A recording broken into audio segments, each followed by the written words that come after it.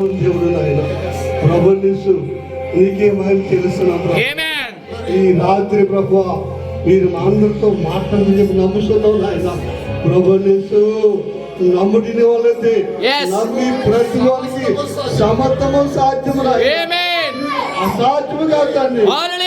ఈ రాత్రి తండ్రి ఏ వర్తమానం బోధిస్తారు, ఏం మాట్లాడతారు, నీ వధుతో నేరుగా మాట్లాడతారు. ఏడో సంకాలంలో ఏడో దూత ద్వారా నీ ప్రవక్త ద్వారా నాయన దాచబడిన ప్రతి మరణము కూడా వధిస్తున్న దేవుడు నాయన. నీకెంత ధనిక ప్రభా నీ వధుని దీవించిన ఆయన శావకులు అన్నకుమార్ గారిని బాగా వాడుకోండి. దర్శకులను దర్శించిన ఆయన పరిచయండి ప్రభు. అదండి ఆయన నీవే తండ్రి గంధకర్త నీ సమర్పిస్తుండగా ప్రభు నీ వాక్యం ఇచ్చి వడ్డించిన ఆయన పూజించేవారుగా పొందువారుగా ప్రభు వరకు ఏ నిరీక్షణ గలవారు పోయి జీవించే తండ్రి ప్రభు. ఓ తండ్రి నీ బిడ్డలను అందరితో నేరుగా మాట్లాడుతండి నాయన. అగ్నిపోతలో ఉండి మోచేతో మాట్లాడే దేవుడు నాయన. మార్గంలో హృదయంలో మడిచినట్లే ప్రభు బోధిస్తున్నప్పుడు ఆయన మండించిన ఆయన దర్శించిన ఆయన ప్రభు నువ్వు మాట్లాడితే ప్రతి తోడుగుచ్చిన ఆయన ప్రభు ఈ సమయంలో ప్రభు మీరే ఈ సేవకుని నిలబెట్టి మీరే అందరితో నేరుగా మాట్లాడుతున్నారు. ప్రభును రక్షకుడును ప్రభు అయిన యేసుక్రీస్తు నామమున అడిగి ప్రార్థిస్తున్నాం తండ్రి. ఆకాశము మొదటి భూమి గతించిపోయెను, సముద్రమును ఇక లేదు. కొత్త ఆకాశం కొత్త భూములు ఏమి లేదు. మాట్లాడతలేదు ఎవరు. ఆకాశం కొత్త భూములు ఇంకేమి లేదు, సముద్రము ఇక లేదు. మరియు నూతనమైన యెరూషలేము పరిశుద్ధ పట్టణం తన భర్త కొరకు అలంకరింపబడిన పెండ్లి కుమార్తె వలె సిద్ధపడి పరలోకమందున్న దేవుని యొద్ద నుండి దిగువచ్చుట చూచితిని. అప్పుడు ఇదిగో దేవుని నివాసము మనుషులతో కూడా ఉన్నది. దేవునికి మహిమ కలుగును. దేవుని నివాసము అందరు చెప్పొచ్చా? దేవుని నివాసము మనుష్యులతో ఉన్నది. ప్రస్తుతమైన నివాసం అక్కడ, మన నివాసం ఎక్కడ. కానీ రాబోయే కొత్త ఆకాశము కొత్త భూమి మీద దేవుని నివాసం ఇక్కడే ఉన్నది. అప్పుడు ఇదిగో దేవుని నివాసము మనుషులతో కూడా ఉన్నది, మరియు వారితో కాపురముండును. వారు ఆయన ప్రజల యుందురు. దేవుడు తానే వారికి దేవుడయుండి వారికి తోడయుండును. ఆయన వారి కన్నుల ప్రతి బాష్ప బిందువు తుడిచివేయును. మరణమిక ఉండదు, దుఃఖమైనను ఏడుపైనను వేదనైనను ఇక ఉండదు. మొదటి సంగతులు గతించిపోయాను. సింహాసనం నుండి వచ్చిన గొప్ప స్వరము చెప్పుట వింటిని. అప్పుడు సింహాసనాసురుడయుండివాడు ఇదిగో సమస్తమును నూతనమైనగా చేయుచున్నానని చెప్పాను. సమస్తమును దేవుడు ఏం చేయబోతున్నాడు? నూతనమైన దానిగా చేయబోచున్నానని చెప్పాను. మరియు ఈ మాటలు నమ్మకమును నిజమునై ఉన్నవి గనుక వ్రాయమని ఆయన నాతో చెప్పుచున్నాడు. చదవబడిన వాక్యాన్ని దేవుడు దీవించును గాక. దయచేసి కూర్చోండి అందరూ కూడా. 10వ వచనం దగ్గర నుంచి చదువు. అయితే ప్రభు దినము దొంగ వచ్చినట్లు వచ్చును. ఆ దినమున ఆకాశములు మహాధ్వనితో గతించిపోవును. ఆకాశములు ఏమవుతాయంట? గతించిపోతాయంట. ఆకాశములు గతించిపోవును. స్తోత్రం కలుగునుగా. ప్రకటన గ్రంథములో కొత్త ఆకాశం కొత్త భూమి వస్తుంది చేస్తాను అని ఆయన అంటున్నాడు. పేతురు రాసిన పత్రికలు ఏమంటున్నాడు అంటే ఆకాశాలు గతించిపోతాయి అంటున్నాడు. అంటే ఇవి గతించిపోతే అవి రావడానికి సిద్ధంగా ఉన్నట్లుగా మనకి కనబడతా ఉన్నాయి. గతించిపోవును. పంచభూతములు మిక్కటమైన వేండ్రముతో లయమైపోవును, భూమియు దాని మీదనున్న కృత్యములను కాలిపోవును. ఇవన్నీ ఇట్లు లయమైపోవునవి గనుక ఆకాశముల రవులు కొని లయమైపోవునట్టు, పంచభూతములు మహావేంద్రముతో కరిగిపోవునట్టు, దేవుని దినపు రాకడ కొరకు కనిపెట్టుచు దాని ఆశతో అపేక్షించుచు మీరు పరిశుద్ధమైన ప్రవర్తనతోనూ భక్తితోనూ జాగ్రత్త గలవారై ఉండవలెను. అయినను మనమైన వాగ్దానమును బట్టి కొత్త ఆకాశముల కొరకును కొత్త భూమి కొరకును కనిపెట్టుచున్నాము. వాటి యందు నీతి నివసించును. దేవునికి స్తుతి కలుగునుగా. అలాగే ఈ రెండు లేఖనాలకి ముందుగా క్రీస్తుకు పూర్వం 712 సంవత్సరాల కాలంలో యెషయా గారు కూడా ఈ కొత్త ఆకాశాన్ని కొత్త భూమి గురించి ఆయన ముందుగా రాశాడు. దాన్ని కూడా మనం చూద్దాం. యెషయా గ్రంథం 65వ అధ్యాయము 17వ వచనాన్ని మనం చదువుదాం. ఇదిగో నేను కొత్త ఆకాశమును కొత్త భూమిని సృజించుచున్నాను. పేతురు కంటే యోహాను కంటే ముందుగా యెషయా గారు కొత్త ఆకాశం కొత్త భూమి సృష్టించబడటం అనేది నేను చూస్తున్నానని మాట్లాడుతున్నాను. మునుపటివి మరువబడును, జ్ఞాపకానికి రావు. అంటే పాతగా ఉన్నటువంటి ఆ రెండు కూడా పాత ఆకాశం పాత భూమి ఇక మరువబడును, అవి ఇక జ్ఞాపకమునకు రావు. నేను సృజించుచున్న దానిని గూర్చి మీరు ఎల్లప్పుడూ హర్షించి ఆనందించుడి. నిశ్చయముగా నేను యెరూషలేమును ఆనందకరమైన స్థలముగాను ఆమె ప్రజలను హర్షించే వారిని గాను సృజించుచున్నాను. నేను యెరూషలేమును గూర్చి ఆనందించేదను. దేవుని స్తోత్రం. హల్లెలూయా. అంతమంది దేవునికి మహిమ చెల్లించగలరు. నేను యెరూషలేమును గూర్చి ఆమేన్ అనొచ్చా? ప్రకటన గ్రంథంలో కూడా యెరూషలేము అనే మాట రాశాడు. నూతన యెరూషలేము అన్నాడు. నేను యెరూషలేమును గూర్చి ఆనందించేదను, నా జనులను గూర్చి హర్షించేదను. రోదన ధ్వనియు విలాప ధ్వనియు దానిలో ఇక వినబడవు. ప్రభుకు స్తుతి కలుగునుగా. రోదన ధ్వనియు విలాప ధ్వనియు ఇక యెరూషలేములో వినబడవు. చదవబడిన వాక్యానికి దేవుడు తన ఆశీర్వాదాలు జత చేయునుగాక. చక్కగా ప్రార్థన చేసుకుందాం. అందరూ కళ్ళు మూసుకోనండి. ప్రేమ నమ్మకమైన మా దేవా, ఈ రాత్రికాల సమయంలో మరొకసారి నిన్ను ఆరాధించడానికి ఇక్కడ చేరుకున్నాము. కేవలం ఆరాధించడానికి మాత్రమే కాకుండా వాక్యము ద్వారా మేము బలమనందాలని ఇక్కడికి చేరాము. ఈ రాత్రి మా అందరితో నిశ్చయముగా మాట్లాడుతురుగా, మా అందరిని మీరు దర్శించుదురుగాక. ప్రతి వారి మీద నీ అభిషేకము దిగవచ్చునుగాక, మీ సన్నిధి నివసించునుగాక. రోగులైన వారు స్వస్థతతో వెళ్ళగలరని నేనైతే విశ్వసించుచున్నాను. బలహీనులు బలపడగలరని విశ్వసించుచున్నాను.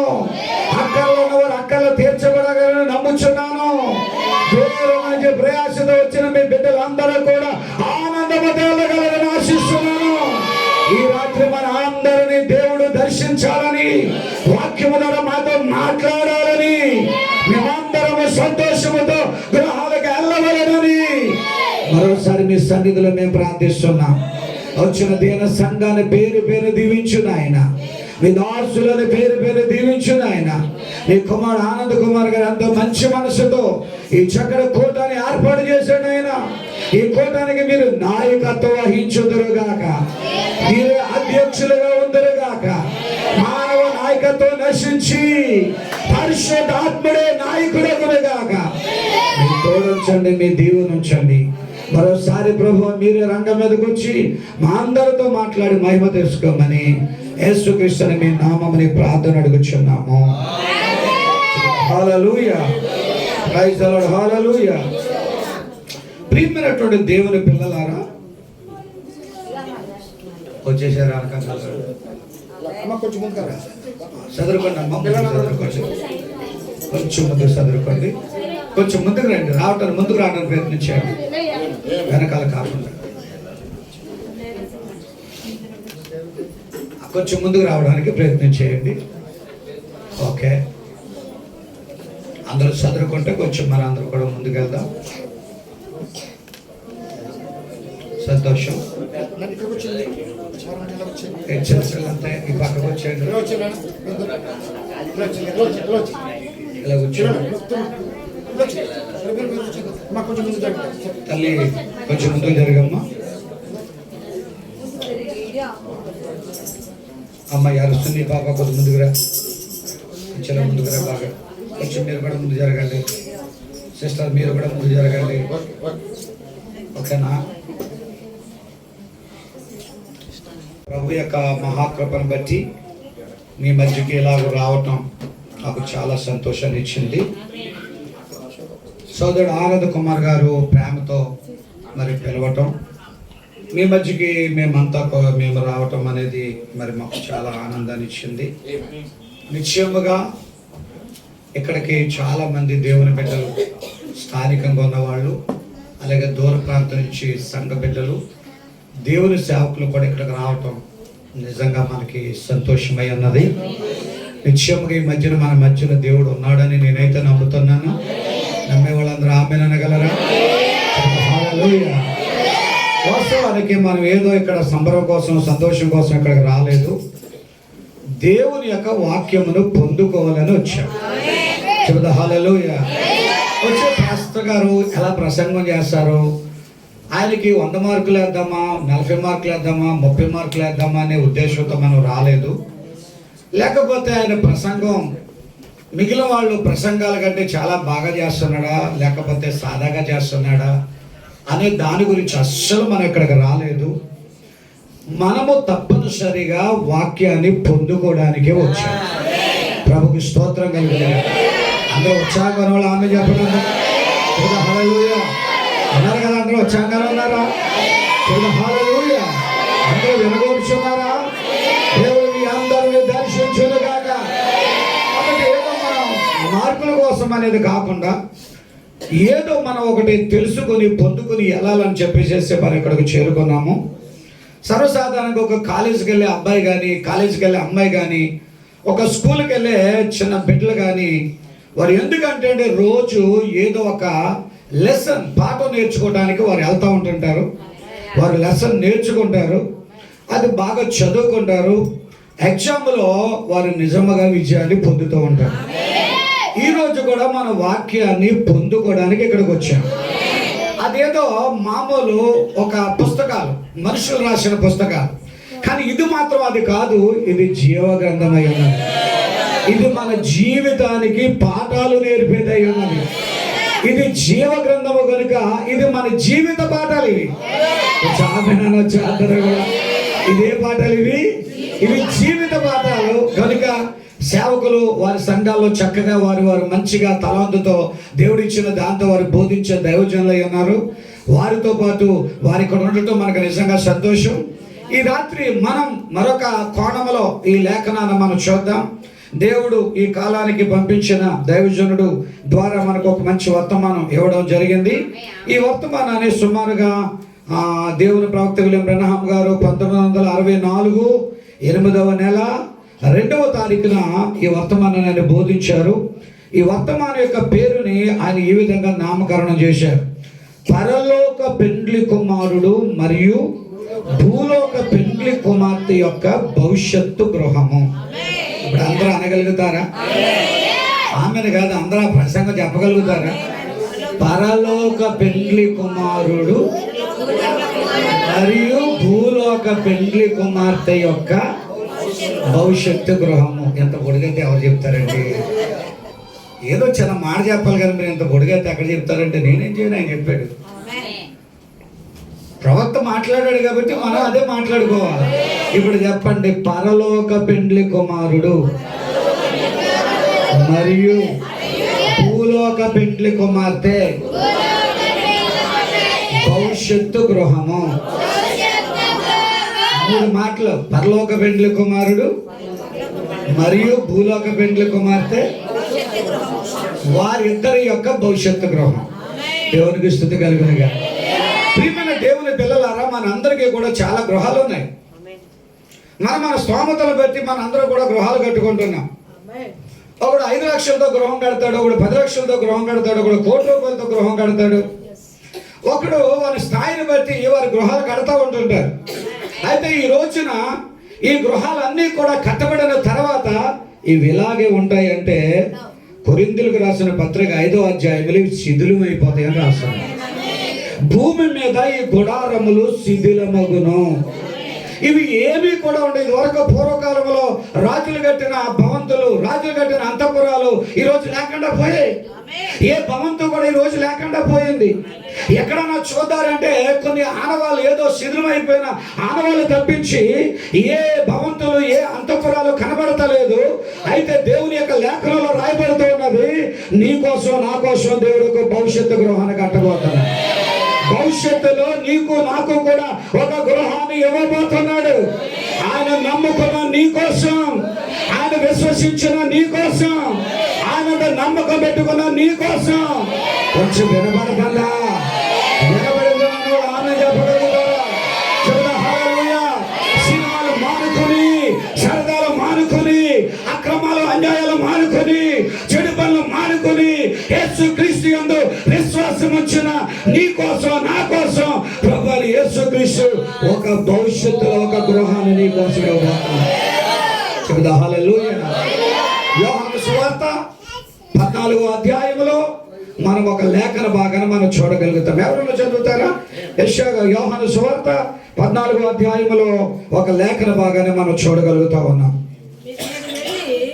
మీ 14వ అధ్యాయం 1వ వచనం, మీ హృదయములను కలవరపడనీయకుడి, దేవుని యందు విశ్వాసం ఉంచుచున్నారు, దేవుని యందు విశ్వాసం ఉంచుడి, నా యందును విశ్వాసం ఉంచుడి.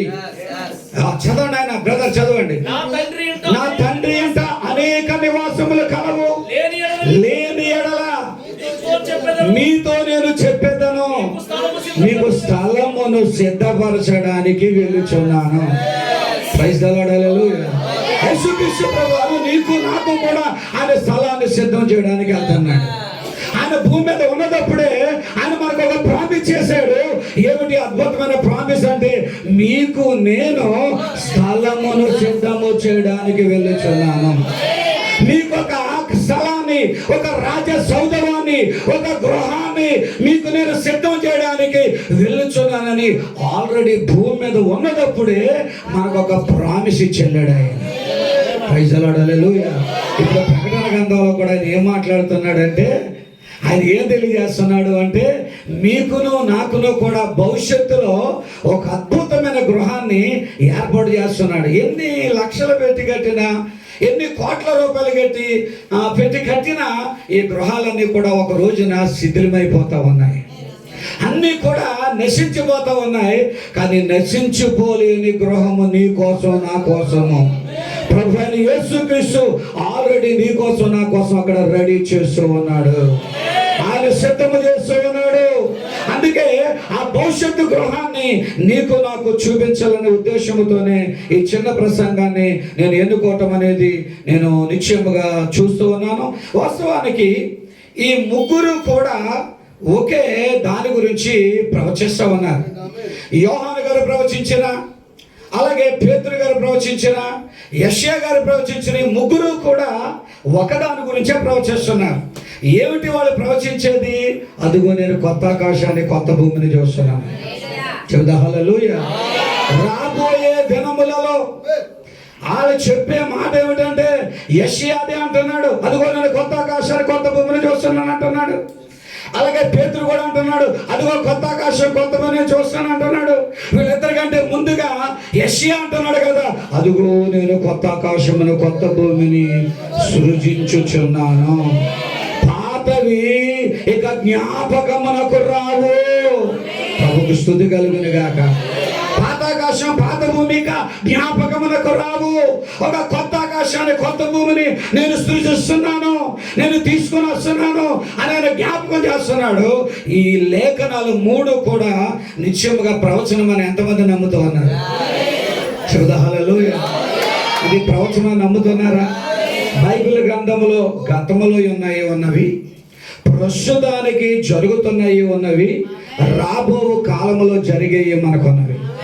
బైబిల్ గ్రంథంలో రాబోయే ఎత్తబాటు మన ముందు ఉన్నది, అది జరగలేదు జరుగుతుంది. 1000 ఏళ్ల పాలన మన ముందున్నది, అది జరగలేదు జరుగుతుంది. సింహాసనం తీర్పు జరగలేదు జరుగుతుంది. బైబిల్ గ్రంథంలో అర్మగెద్దోను యుద్ధము జరగలేదు జరుగుతుంది. బైబిల్ గ్రంథంలో జరగవలసిన సంగతులు అనేకమున్నవి. ఆ సంగతులలో కొత్త ఆకాశం కొత్త భూమి కూడా ఒకటే ఉన్నది. అది తెలుసుకోవడానికి రాత్రి మనం ఇక్కడ చేరాము, అది పొందడానికి రాత్రి మనం ఇక్కడ చేరాము. ఏ విధము చేతనైనా ఆ గృహం నీకు కావాలా? ఆ ఆకాశం భూమి మనకి కావలసి ఉన్నది. అది పొందడానికి ఈ రాత్రి మనందరూ ఇక్కడ చేరుకున్నాము. నాకు ఆ గృహం కావాలని వాళ్ళు చెప్పే కొంచెం చప్పలు కూడా దేవుని స్తుతించగలుగుతారా? హల్లెలూయా. ఆ కొత్త ఆకాశం నాకు కావాలని వాళ్ళు ఉన్నారా? ఆ కొత్త భూమి నాకు కావాలని వాళ్ళు ఉన్నారా? ఆ భవిష్యత్తు గృహం కావాలని వాళ్ళు ఉన్నారా? అది నేను పొందుతానని వాళ్ళు ఉన్నారా? అది నాకు అవసరమని వాళ్ళు ఉన్నారా? ఎందుకో తెలుసా, ఇవి గతించిపోతాయి. ఎందుకో తెలుసా, ఇవి నశించిపోతాయి. ఎందుకో తెలుసా, ఇవేమి ఇక్కడ ఉండవు. ఉండగలిగేది ఏదైనా ఉన్నట్లయితే కొత్త ఆకాశం కొత్త భూమే ఉంటది, ఆ భవిష్యత్తు గృహమే ఉంటది. మరి శాశ్వతముగా ఉండేదాన్ని మనం కోరుకుందామా? తాత్కాలికంగా ఉండేదాన్ని మనం కోరుకుందామా? Thank you brother, God bless you. ప్రభు మేము దీవించునుగా. కొంచెం హుషారుగా చెప్పొచ్చు కదా. శాశ్వతమైన దానిని కోరుకుందామా, లేకపోతే ఏదో అశాశ్వతంగా టెంపరీగా ఉన్న దాన్ని కోరుకుందామా? క్రీస్తుని మనం ఎందుకు నమ్ముకున్నాం? క్రీస్తుని ఎందుకు అంగీకరించాం? క్రీస్తులో మనం ఎందుకు రక్షణ పొందాం? సినిమాలు ఎందుకు మానుకున్నాం? శిఖార్లు ఎందుకు మానుకున్నాం? ఎంతమంది ఆమె అనగలరు? పాపం వల్ల మనం ఎందుకు మానుకున్నాం? వ్యర్థమని అని కూడా మనం ఎందుకు మానుకున్నాం? తాత్కాలికమైనది, ఇది మనది కాదు అని దేవజనుడు అనేటువంటి హెబ్రీయుల గ్రంథకర్త అంటాడు కదా, పునాదులు గల పట్టణము కోసం అబ్రహాం ఎదురు చూశాను. హల్లెలూయా. నిరవరమైన పట్టణం మనకి ఎక్కడ లేదు. నిలవరమైనది పట్టణం ఎక్కడ లేదు. నిలవరమైన అంటే ఇక్కడ ఉన్న మనకి కనబడేవి ఇవి శాశ్వతమైనవి కాదు, అదృశ్యమైనవి. శాశ్వతమైనవి, దృశ్యమైనవి, కనబడనివి ఈ అన్ని కూడా అదృశ్యాలు అయితే, అదృశ్యమైనది కనబడనిది శాశ్వతమైనది. ఆ శాశ్వతమైనది ఈ కొత్త ఆకాశం కొత్త భూమి. దీనికోసం 3 గ్రంథకర్తలు కూడా రాస్తా ఉన్నారు. ఇది నిశ్చయముగా ప్రవచనమని మనం అందరం కూడా నమ్మవలసిన వారు. నిశ్చయముగా కొత్త ఆకాశం కొత్త భూముల గురించి ముందుగా దేవజనులు రాశారు. అసలు దేవుని పిల్లలారా, ఈ కొత్త ఆకాశం కొత్త భూమి యొక్క ప్రాధాన్యత ప్రాముఖ్యత ఎందుకని మనం చూసినట్లయితే, ఈ పాత ఆకాశము పాత భూమి నిశ్చయముగా మురికితో నిండిపోయింది. పాత ఆకాశం పాత భూమి, లేక ప్రస్తుతం మనం నివసిస్తున్న ఈ భూమి ఆకాశం అంతా దేనితో నిండిపోయింది? మురికి. రాజకీయాలు మురికైపోయి, చెప్పొచ్చా? సంఘాలు మురికైపోయి, చెప్పొచ్చా? ప్రైజ్ లార్డ్, హల్లెలూయా. లోకంలో మనుషులు మురికైపోయారు, శాఖలు మురికైపోయాయి, మనుష్య జీవితం మురికైపోయింది. ఎటు చూసిన మురిగే. ఎందుకనగా ఈ ప్రస్తుతానికి ఇక్కడే సైతానుడు ఉన్నాడు కనుక, సాతానుడు ఎచ్చటే ఉన్నాడు కనుక, అందువలనే ఇవన్నీ జరుగుతున్నాయి. దుష్ట శక్తులు ఇంకా ఇక్కడే ఉన్నవి. అందుకే భూమి మురికితో నిండిపోయింది. ఎక్కడ చూసినా రక్తపాతం, ఎక్కడ చూసినా యుద్ధములు, ఎక్కడ చూసినా రాజకీయములు, ఎక్కడ చూసినా పాపం, వ్యభిచారం, నానా దుర్నీతి చోటు చేసుకున్నది. ఈ భూమికి వాతావరణములకు సాతానుడే అధికారిగా ఉన్నాడు. ప్రైజ్ లార్డ్, హల్లెలూయా. సమస్తమును కూడా మురికిగా మారిపోయింది. ప్రపంచం అంతా సర్వ మురికితో నిండిపోయింది. మనుషులలో నీతి లేదు, పరిశుద్ధత లేదు, యథార్థత లేదు. ఈ సమస్తమును కూడా మురికితో నిండిపోయింది కనుక మురికితో నిండిపోయింది ప్రపంచం. గట్టిగా ఆమేన్ అనొచ్చా? ముండ్లు క్రిములు, వ్యాధులు మొన్నగున్నవి అన్ని కూడా ఇక్కడే ఉన్నవి. మానవ నిర్మిత పద్ధతులు, రాజకీయ సంగతులు, దురాత్మల సమూహములు సమస్తమును కలుషితమైపోయినవి. ఆకాశ మండలం అందున్న దురాత్మల సమూహములు సమస్తమును కలుషితం చేస్తున్నాయి. అందుకని నీ కోసం నా కోసం దేవుడు కొత్త ఆకాశాన్ని కొత్త భూమిని చేస్తున్నాడు. మన పిల్లల్ని ఎవరైనా మురికిలో కూర్చొని పెడతామా? కొంచెం ఎవరైనా మాట్లాడవచ్చు కదా. ఇప్పుడు మన పిల్లల్ని మనం ఏం చేస్తాం? చక్కగా స్నానం చేసిన తర్వాత, వారు శుభ్రంగా రెడీ చేసిన తర్వాత పక్కన తీసుకెళ్లి డ్రైనేజ్లో బాగుంటుంది ఆయన అక్కడ కూర్చొని మనం పెడతామా? మనము కూడా దేవుని పిల్లలం కాదా? ఆయన మనల్ని కడగలేదా? శుభ్రపరచలేదా? మనకన్నీ కూడా ఆయన వాక్యం ద్వారా మనల్ని శుభ్రపరచలేదా? అందుకనే దేవుడు ఈ మురికిలో నిన్ను ఉంచాడు, ఈ రోతలో నిన్ను ఉంచాడు, ఈ పాపపు లోకములో నిన్ను ఉంచాడు. ఆయన నిన్ను ఎక్కడ ఉంచడానికి ఇష్టపడుచున్నాడు అంటే నూతన ఆకాశంలో ఉంచడానికి ఇష్టపడుతున్నాడు, నూతన భూమిలో ఉంచడానికి ఇష్టపడుతున్నాడు, ఒక భవిష్యత్తు గృహములో నిన్ను ఉంచడానికి ఇష్టపడుతున్నాడు. ఈ సమస్తం చెడిపోయింది కనుక, ఇది మురికైపోయింది కనుక, ఈ మురికి లోకములో నేను ఉంచకుండా ఆ మహిమ గల స్థలంలో ఉంచడానికి నీ కోసం నా కోసం కొత్త ఆకాశాన్ని కొత్త భూమిని నిర్మిస్తాను. దేవునికి స్తుతి కలుగును గాక. చెబుదా హల్లెలూయా, హల్లెలూయా.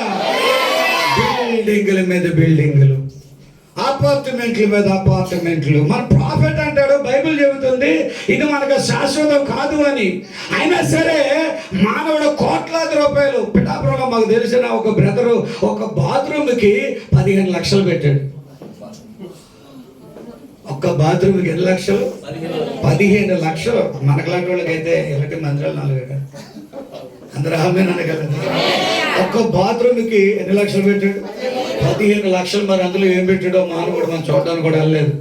నేను ప్రేమతో మీకు తెలియజేస్తున్నాను, ఎన్ని సదుపాయవంతమైన నిర్మాణం చేసుకున్నా, ఎలాంటి డబ్బుని ఖర్చు పెట్టి, ఇంకా చాలా దేశాల్లో చాలా భయంకరముగా చాలా ధనాన్ని అన్నిటినీ హెచ్చించి గొప్ప నిర్మాణాలు చేయటం అనేది మనం చూస్తున్నాము.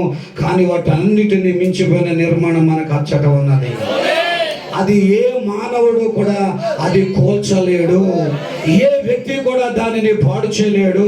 ఒక శాశ్వతమైన అద్భుతమైన ఒక గృహాన్ని తన వధువు కోసం ఆయన నిర్మిస్తున్నాడు, తన వధువు కోసం ఆయన సిద్ధపరుస్తున్నాడు. ఈ రాత్రికాల సమయంలో దాని దగ్గర నేను పోతాననే వాళ్ళు ఉన్నారా? అది నాకు కావాలనే వాళ్ళు ఉన్నారా? దానికోసం నేను రెడీ అవుతాననే వాళ్ళు ఉన్నారా?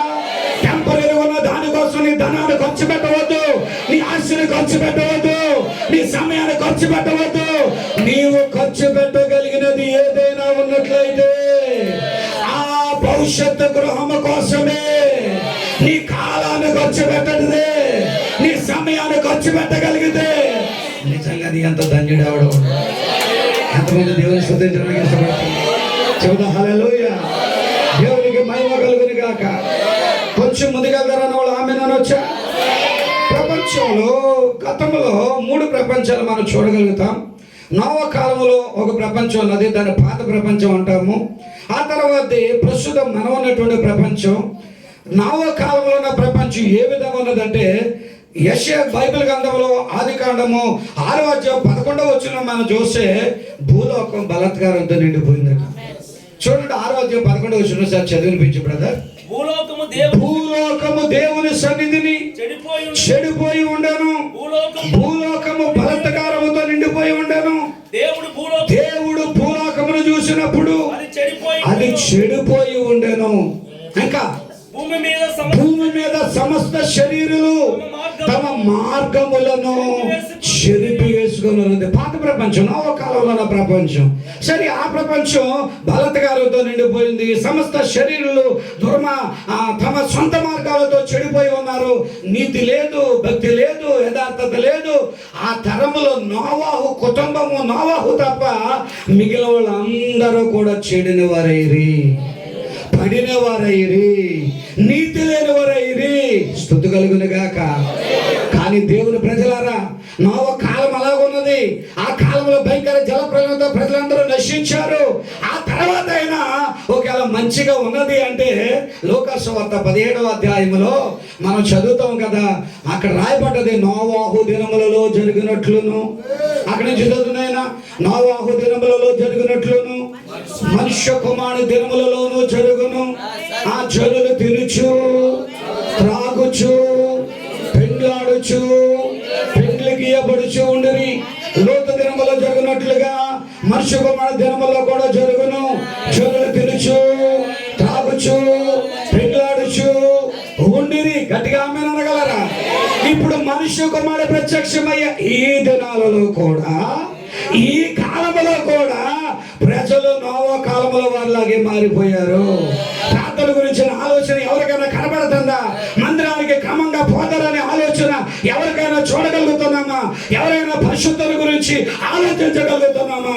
ఆలోచించే వాళ్ళు ఉన్నారు వధు, ఆలోచించే వాళ్ళు ఉన్నారు దేవుని పెండ్లి కుమార్తె, ఆలోచించే వాళ్ళు ఉన్నారు నీవు నేను కూడా ఆ భవిష్యత్తు గృహాల గురించి ఆలోచించేవాళ్ళు.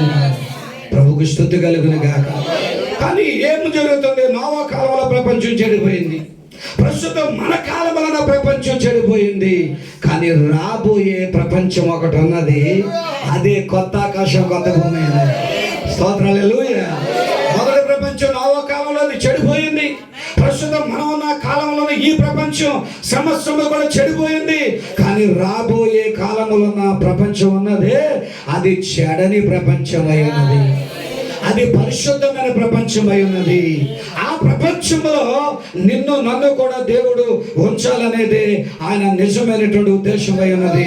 అయితే దేవుని పిల్లలు మీరు గ్రహించండి, దేవుడు ఎల్లప్పుడూ కూడా ఒక రక్షణ ప్రణాళికని కలిగి ఉన్నాడు. పాపంలో ఉన్న వాళ్ళని అలాగే వదిలేడు, తప్పిదాలలో ఉన్న వాళ్ళని ఆయన అలాగే వదిలేడు, చెడిపోయిన వారిని ఆయన అలాగే వదిలేడు, ఈ పాపులైన వారిని పాపులుగా అలాగే వదిలేడు. ఆయన నీ కోసం నా కోసం ఒక ప్రణాళికను కలిగి ఉన్నాడు. ఒక విమోచన ప్రణాళికని కలిగి ఉన్నాడు. ఎంతమంది నోడుతో చెప్పడానికి ఇష్టపడతారు? ఏ ప్రణాళికని కలిగి ఉన్నాడు? ఒక విమోచన ప్రణాళికని కలిగి ఉన్నాడు. భూమి ఆకాశం చెడిపోయినా, భూమి ఆకాశం మలినమైపోయినా, ఈ భూమి ఆకాశం అంతా కూడా ఆ దేవుని సన్నిధానంలో పాపభరితంగా మారిపోయినా, ఈ భూమి ఆకాశం మీద ఉన్న మానవ జాతి కూడా పాపములో నలిగిపోయినా పడిపోయినా, ఈ భూమి ఆకాశం కోసం, ఈ మానవుని కోసం దేవుడు ఒక ప్రణాళికని కలిగి ఉన్నాడు. ఒక రక్షణ ప్రణాళికని కలిగి ఉన్నాడు. ఒక విమోచన ప్రణాళికని కలిగి ఉన్నాడు. ఏమిటి ఆ విమోచన ప్రణాళిక అంటే 2000 సంవత్సరాల క్రితమే ఆయనే భూమి మీదకి దిగి వచ్చాడు. చెడిన ప్రపంచం మరలా శుద్ధి చేయాలి. కొంచెం చెప్పండి అందరూ, ఏం చేయాలా? ఈ చెడిన ప్రపంచాన్ని మరలా శుద్ధి చేయాలి. కొంచెం మాట్లాడవచ్చు కదా. చెడిన ప్రపంచాన్ని మరలా ఏం చేయాలా? శుద్ధి చేయాలా. చెడిన ఈ భూమిని మరలా ఆయన ఏం చేయాలా? శుద్ధి చేయాలా. మరి చెడిన మానవుడు ఆయన్ని కూడా శుద్ధి చేయాలా. అందరూ ఆమేన్ అనగలరా? ఆకాశం కంటే భూమి కంటే నువ్వే ప్రథముడు కదా, అసలు నీకోసమే కదా. చెబుతా హల్లెలూయా. ఈ భూమిని మరలా ఏదేనుగా చేయబోతున్నాడు. ఈ ఆకాశాన్ని మరలా చేయబోతున్నాడు. ఈ మానవుని మొదటి మానవులా చేయబోతున్నాడు. అలాగే వదిలేసేవాడు కాదు, అలాగే మర్చిపోయేవాడు కాదు. నీవు మరవచ్చేమో గాని ఆయన మరిచేవాడు కాదు. నిన్ను కడగాల, నిన్ను శుభ్రపరచాలా, నిన్ను పరిపూర్ణ చెయ్యాలా, నిన్ను సంపూర్ణ చెయ్యాలా. వినపడితే కొంచెం గట్టిగా దేవుని స్తోత్రాలు చెప్తాం అందరం. చల్ల హల్లెలూయా. ఎక్కడ పడిన వాడిని అక్కడే వదిలేయాలి కాదు, ఎక్కడ చెడిన వాడిని అక్కడే వదిలేయాలి కాదు, ఎక్కడ ఉన్నవాడిని అక్కడే వదిలేయాలి కాదు. ఆయనలాగే ఉండాలని వినపడడందా? ప్రైజ్ లార్డ్ హల్లెలూయా. ఎవరిలాగా? ఈ పడిపోయిన ఈ మానవుడు, ఈ చెడిపోయిన ఈ మానవుడు, ఏదైనా తోటలో నాశనం అయిపోయా ఈ సమస్త ప్రకృతి, నా ఏదైనా తోటలో పడిపోయిన ఈ ఆదాము, ఆయన వంశము, ఆయన కుటుంబము మరలా విమోచించబడాలి. పరలోకాన్ని పొందాలా? అలా పొందడం కోసమే దేవుడు ఒక విమోచన, రక్షణ పథకాన్ని కలిగి ఉన్నాడు. మన ప్రభుత్వాలు పథకాలు వేస్తున్నారా? కొంచెం చెప్పొచ్చు కదా సార్. మన ప్రభుత్వం కూడా ఏం వేస్తుంది? పథకాలు వేస్తుంది. మీరు కానీ మాకు ఓటు వేసినట్లయితే మీకు ఒక పథకాన్ని అమలు చేస్తున్నాం. పర్వాలేదు కదా. ఏమిటంటే సంవత్సరానికి 3 గ్యాస్ బండ్లు ఇస్తాం. డబ్బులు పడతాలేదు పడుతున్నాయండి. పడుతున్నాయంటే చెల్లెం బాగా చెప్పింది. అదే చేస్తుందంట. చెబుతాలేదు. మరి ఆ బుక్ చేసుకుంటేనే కానీ వస్తాయి అంటున్నారు. మనం బుక్ చేస్తున్నాం ఏం కాదు, తెచ్చేసుకోవటమే లేదు కానీ. సరే చెల్లెం అంటుంది పడుతున్నాయి అంటే నువ్వు ఏ విధము చేతనైనా కొంచెం బలం పొందుకోవాలా, ఆర్థికంగా కొంచెం ఎదగాల. దానికి మేము సపోర్ట్ చేయటానికి ఒక పథకాన్ని రచించాము. గ్యాస్ బండ తెచ్చుకోలేని కూడా కొంతమంది ఉంటారు కదా, వాళ్ళకి మేము సపోర్ట్ చేస్తున్నామని వాళ్ళు ఒక పథకాన్ని తయారు చేశారు. దాన్ని ఏమన్నారు? ఆ పథకం పేరు కూడా నువ్వే చెప్పమ్మా. దీపం పథకం. గట్టిగా ఆమె అనగలరా? ఆ తర్వాత ఇంకో పథకం ఇచ్చేది. ఏ పథకం అది? మీరు ఏదో చెప్తారండి సార్. అమ్మఒడి పథకం అంట. దేవుని స్తోత్రాలు. అంటే ఆ పిల్లలకి కొంచెం ఆ స్కాలర్షిప్ ఇచ్చి బాగా చదువుకోవాలన్న ఉద్దేశంతో అన్ని పథకాల కంటే భయంకరమైనది ఫ్రీ బస్ పథకం. మగోళ్ళు ఎవ్వరికీ కూడా అవకాశం లేదండి అందులో. చెబుతా హల్లెలూయా. అందులో ఒకసారి ఎక్కడంటే తుందాక రావాలని కెల్లంపూడిలో చెల్లాయిలు నొక్కి నొక్కి అదర్ నొక్కేసారు. చెబుతా హల్లెలూయా. తప్పించుకుని పోతారంటే బస్సు నుండి అలా ఉన్నారే. చెబుతా ఎలాగన్నా సరే కొంతమంది సిస్టర్ గారులు, కొంతమంది ఆడవాళ్ళు ప్రోత్సహించాలండి. ఆ రోజునే అమ్మగారి ఇంటికి సంవత్సరానికి ఒకసారి వెళ్ళి చెల్లమ్మ 5 సార్లు వెళ్తున్నారు మాట. ప్రతి వాళ్ళ చేతుల్లోనూ కూడా ఏంటంటే అది ఆధార్ కార్డు. అందరూ ఆమెనగలరు. స్తోత్రాలు. ఆ తర్వాత ఇంకా చాలా పథకాలు. తర్వాత విద్యా దీవెన, వసతి దీవెన, ఆ దీవెన, ఈ దీవెన, అనేకమైన పథకాలు మన గవర్నమెంట్ రచించి తయారు చేసి మనల్ని ఏ విధముగానైనా దారిద్ర్య రేఖలో నుంచి కొంచెం బయటకు తీసుకురావాలా, వారిని కొంచెం అభివృద్ధి చెందిన వారిగా చెయ్యాలా అనే ఆలోచనతో మన గవర్నమెంట్ మన కోసం పథకాలు నిర్ణయిస్తే పాపులైన మనలను పరిశుద్ధులు చేయడానికి, నీతి లేని మనం నీతిమంతులుగా చేయడానికి. కొంచెం వినబడితే ఆమె అనగలరా? అందరూ స్తోత్రం చెప్పడానికి ఇష్టపడుతున్నారా?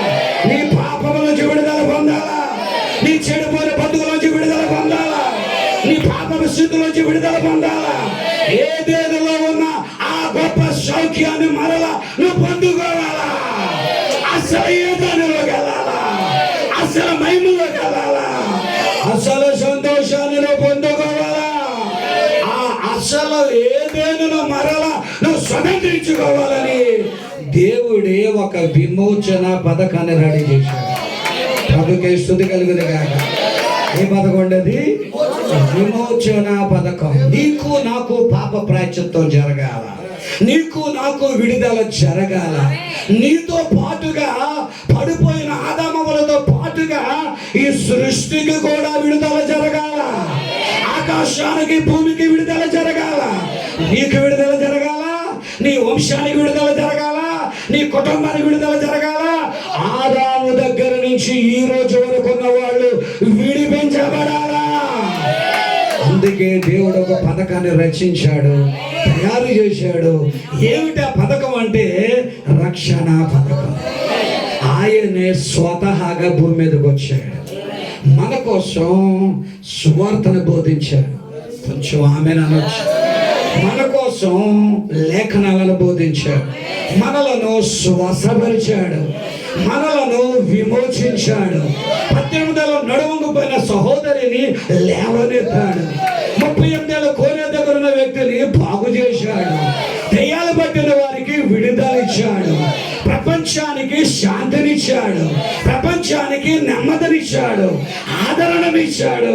ఆయన చెయ్యగలిగిన కార్యాలన్నీ కూడా చేశాడు. ఆయన మొదటిసారి వచ్చిన పని ఏమిటంటే he comes first time redeem the church. సంఘాన్ని విమోచించడానికి మొదటిసారిగా వచ్చాడు. సంఘముతో పాటుగా ఆకాశానికి విడుదల, ఈ భూమికి విడుదల, ఈ ప్రకృతికి విడుదల, సమస్తానికి విడుదల కలిగించడానికి ఒకప్పుడు రూతుని బోయజు విడుదల చేసినట్లుగా, హల్లెలూయా, రూతుని బోయజు విడుదల చేసినట్లుగా ఈరోజు రూతుగా ఉన్న సంఘాన్ని, వధువుని విడుదల చేయడానికే సమీప బంధువుగా యేసు వచ్చారు. ఈరోజు మన సమీప బంధువు ఎవరు అంటే ప్రభువు యేసుక్రీస్తు అయ్యాడు. మన రక్షకుడు, విమోచకుడు ఎవరైందంటే ప్రభువు యేసుక్రీస్తు అయ్యాడు. దేవుడే నీ రక్షణ కోసం, నీ విడుదల కోసం, నీ విమోచన కోసం ఆయన రక్షణ ప్రణాళికను, రక్షణ పథకాన్ని ఆయన నిర్మించి ఈరోజు నిత్యముగా మన అందరినీ విడుదల చేశాడు. ఇప్పుడు నువ్వు అంగీకరిస్తే చాలు. చెబుతా హల్లెలూయా. యేసును దేవుడు అయ్యా అని నువ్వు నమ్మితే చాలు. యేసును ప్రభువుగా అంగీకరిస్తే చాలు. ప్రభు యేసుక్రీస్తు నామములో బాప్తిసం పొందితే చాలు. ప్రభు యేసుక్రీస్తును దేవుడిగా నువ్వు నమ్మగలిగితే చాలు, భక్తి చేయగలిగితే చాలు. ఈరోజు నీ విమోచన ప్రారంభించబడుచున్నది. ప్రభుకి స్తోత్రాలు. హల్లెలూయా. ఒకవేళ యేసే లేకపోతే ప్రార్థన చేసిన రక్షణ ఉందా? అదే కొంచెం గట్టిగా చెప్పాలా? హల్లెలూయా. ఆ చెప్పిన మాట కొంచెం గట్టిగా చెబితే పక్కలు కూడా హుషారుగా ఆలోచిస్తారు. చెబుతా హల్లెలూయా. మోకాలు ప్రార్థన చేసినా యేసు లేకపోతే ఏమన్నా ప్రార్థనకు అంగీకారం అవుతుందా? యేసు లేకపోతే నీకు ఏది లేదు. ఈ రోజు నీకు రక్షణ కలుగుతున్నది అంటే, విడుదల కలుగుతున్నది అంటే, పాప ప్రాయశ్చిత్తం జరుగుతుంది అంటే యేసు క్రీస్తుని పంపి నీకు రక్షణ ప్రణాళికను ఆయన అందించాడు. నమ్మిన ప్రతి వాడు రక్షించబడతాడు. రోమపత్రిక 8వ అధ్యాయము 1వ వచనములో ఈ విధంగా రాయబడి ఉన్నది. ఒకసారి మనం చదువుకుందాం. రోమపత్రిక 8వ అధ్యాయం 1వ వచనం చదువుకుందాం. క్రీస్తు యేసునందున్నవాడు, 8వ అధ్యాయం 1వ వచనం, కాబట్టి ఇప్పుడు క్రీస్తు యేసునందున్న వారికి ఏ శిక్ష లేదు. ప్రభుకి స్తోత్రం కలుగుతుంది. నీకు శిక్ష లేకుండా చేయాలని ఆయన పంపించాడు. చెబుతా హల్లెలూయా. నీకు మరణము లేకుండా చేయాలని ఆయన పంపించాడు. నీకు రోగాలు లేకుండా చేయాలని ఆయన పంపించాడు. నీవు విడుదల పొందాలనే దేవుడు ఆయన పంపించాడు. హల్లెలూయా. ఎంతమంది ఇష్టపడుతూ ఉన్నారు అందరూ? హల్లెలూయా. పాపంతో నిండిపోయిన నీ కోసం, అపరాధాలతో నిండిపోయిన నీ కోసం ఈ ప్రపంచాన్ని విడుదల చేయటమే కాక, ఈ భూమిని ఆకాశాన్ని విడుదల చేయటం కాక, నిన్ను నన్ను విడుదల చేయాలని ఆయన తన గొప్ప విమోచకుని భూమి మీద పంపించాడు. మానవుని యొక్క విడుదలలో 3 ఘట్టాలను లేక 3 దశలను మనం చూడగలుగుతాం. మొట్టమొదటిసారిగా ఒక మానవుడు విడుదల పొందడానికి అతడు ప్రభువు యేసుక్రీస్తుని స్వరక్షకుడిగా అంగీకరించవలసి ఉన్నది. స్వరక్షకుడిగా అంగీకరించిన అతడు తప్పనిసరిగా బాప్తిసం తీసుకోవాలి. నమ్మి బాప్తిసం పొందినవాడు రక్షించబడును, నమ్మని వానికి, నమ్మి బాప్తిసం పొందినవాడు రక్షించబడతాడు. ఆ బాప్తిసాన్ని గురించి అపోస్తలుల గారు 2వ అధ్యాయం 38వ వచనం అంటాడు కదా, మీరు మారు మనస్సు పొంది పాప క్షమాపణ నిమిత్తము ప్రతి వాడును యేసుక్రీస్తు నామములో బాప్తిసం పొందుడి. ఏ రోజైతే యేసును దేవుడిగా నమ్మి యేసుక్రీస్తు నామములో బాప్తిసం పొందగలిగేవో నీకు మొదటి దశ పూర్తయినది. ప్రభుకు స్తుతి కలుగును గాక.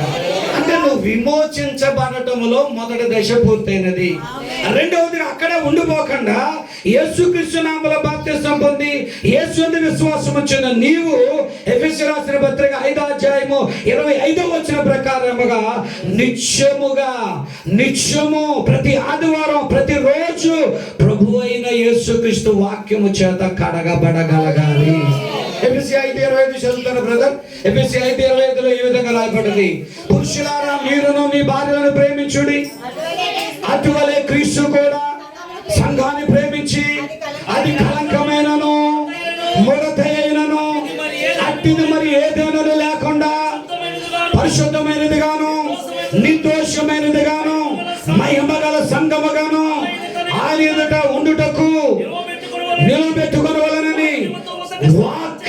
చేత ఉదక స్నానము చేత దాన్ని పవిత్రపరిచి పరిశుద్ధపరచుటకై సంఘము కొరకు తనను తాను అప్పగించుకొనెను.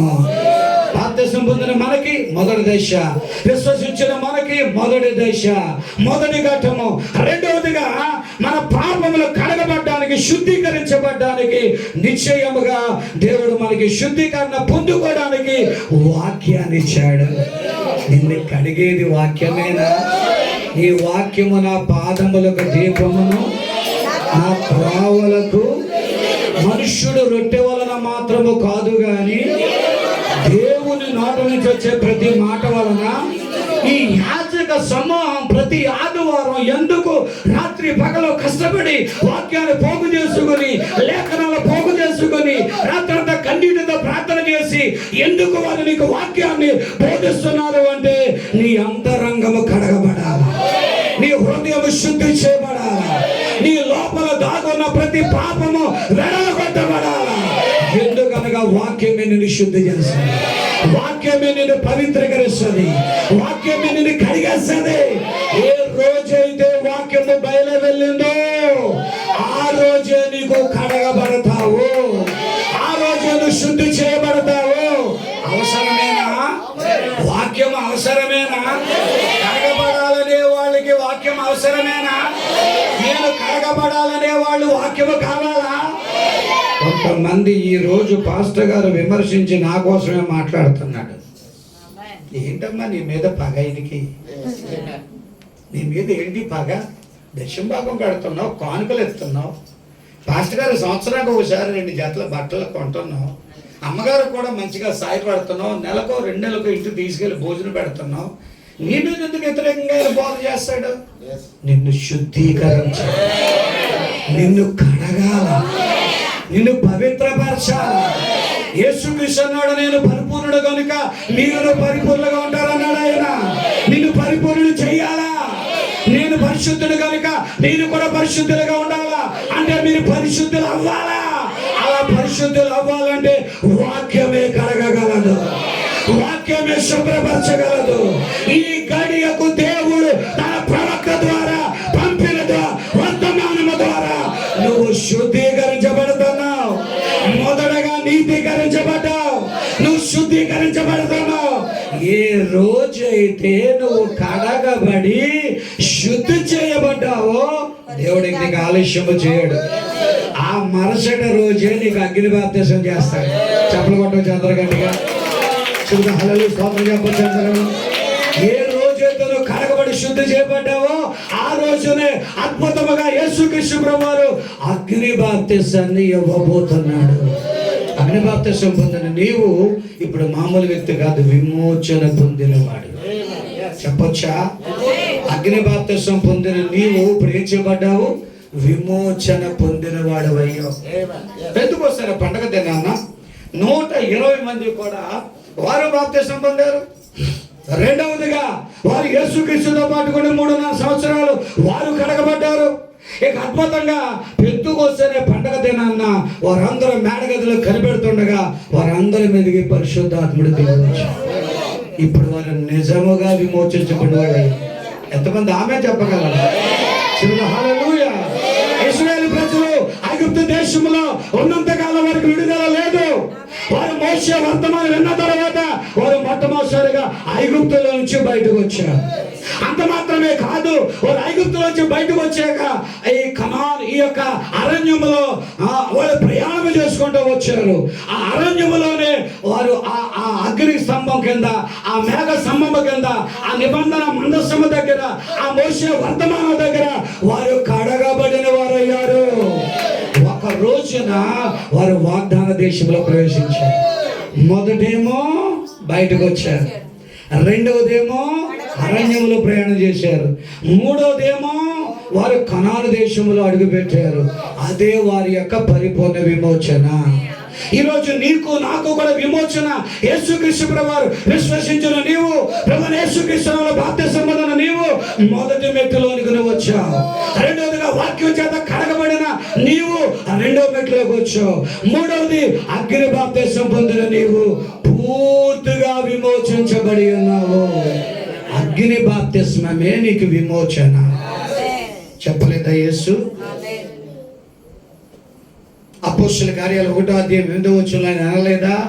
మీరు యెరూషలేము అక్కడ ఇక్కడ తిరగకండి, మీరు యెరూషలేములో కనిపెట్టండి, తండ్రి చేత వాగ్దానము చేయబడిన ఆత్మను పొందినప్పుడు మీరు శక్తి నొందెదరు. మరి ఏం పొందుకున్నారు? పెంతెకొస్తు రోజున నిశ్చయముగా అదే స్థానంలోకి వెళ్ళి వారు పరిశుద్ధాత్మను పొందుకున్న తర్వాత అక్కడి నుంచి వాళ్ళు సేవను ప్రారంభించారు. అది వారి నిజ విమోచన. ఈరోజు నీకు నాకు కూడా విమోచన ఇవ్వడానికి యేసు వచ్చాడు, ఆయన విమోచించాడు. ఈ 7 సంఘ కాలాలలో కూడా పౌలు గారి కాలం కావచ్చు, ఐరెనస్ కాలం కావచ్చు, మార్టిన్ గారి కాలం కావచ్చు, ఈ మిగిలిన 6 సంఘ కాలాలు కావచ్చు, ఈ 7వ సంఘ కాలంలో నీవు కావచ్చు, నేను కావచ్చు, మనందరికీ కూడా పరిశుద్ధాత్మ బాప్తిస్మమే విమోచన, అగ్ని బాప్తిస్మమే విమోచన. కొద్ది చెప్పగలిగే వాళ్ళందరూ ఆమేన్ అనొచ్చా? నీతికరణ జరిగితేనా? శుద్ధీకరణ జరిగితేనా? అగ్ని బాప్తిస్మం జరిగితేనేనా?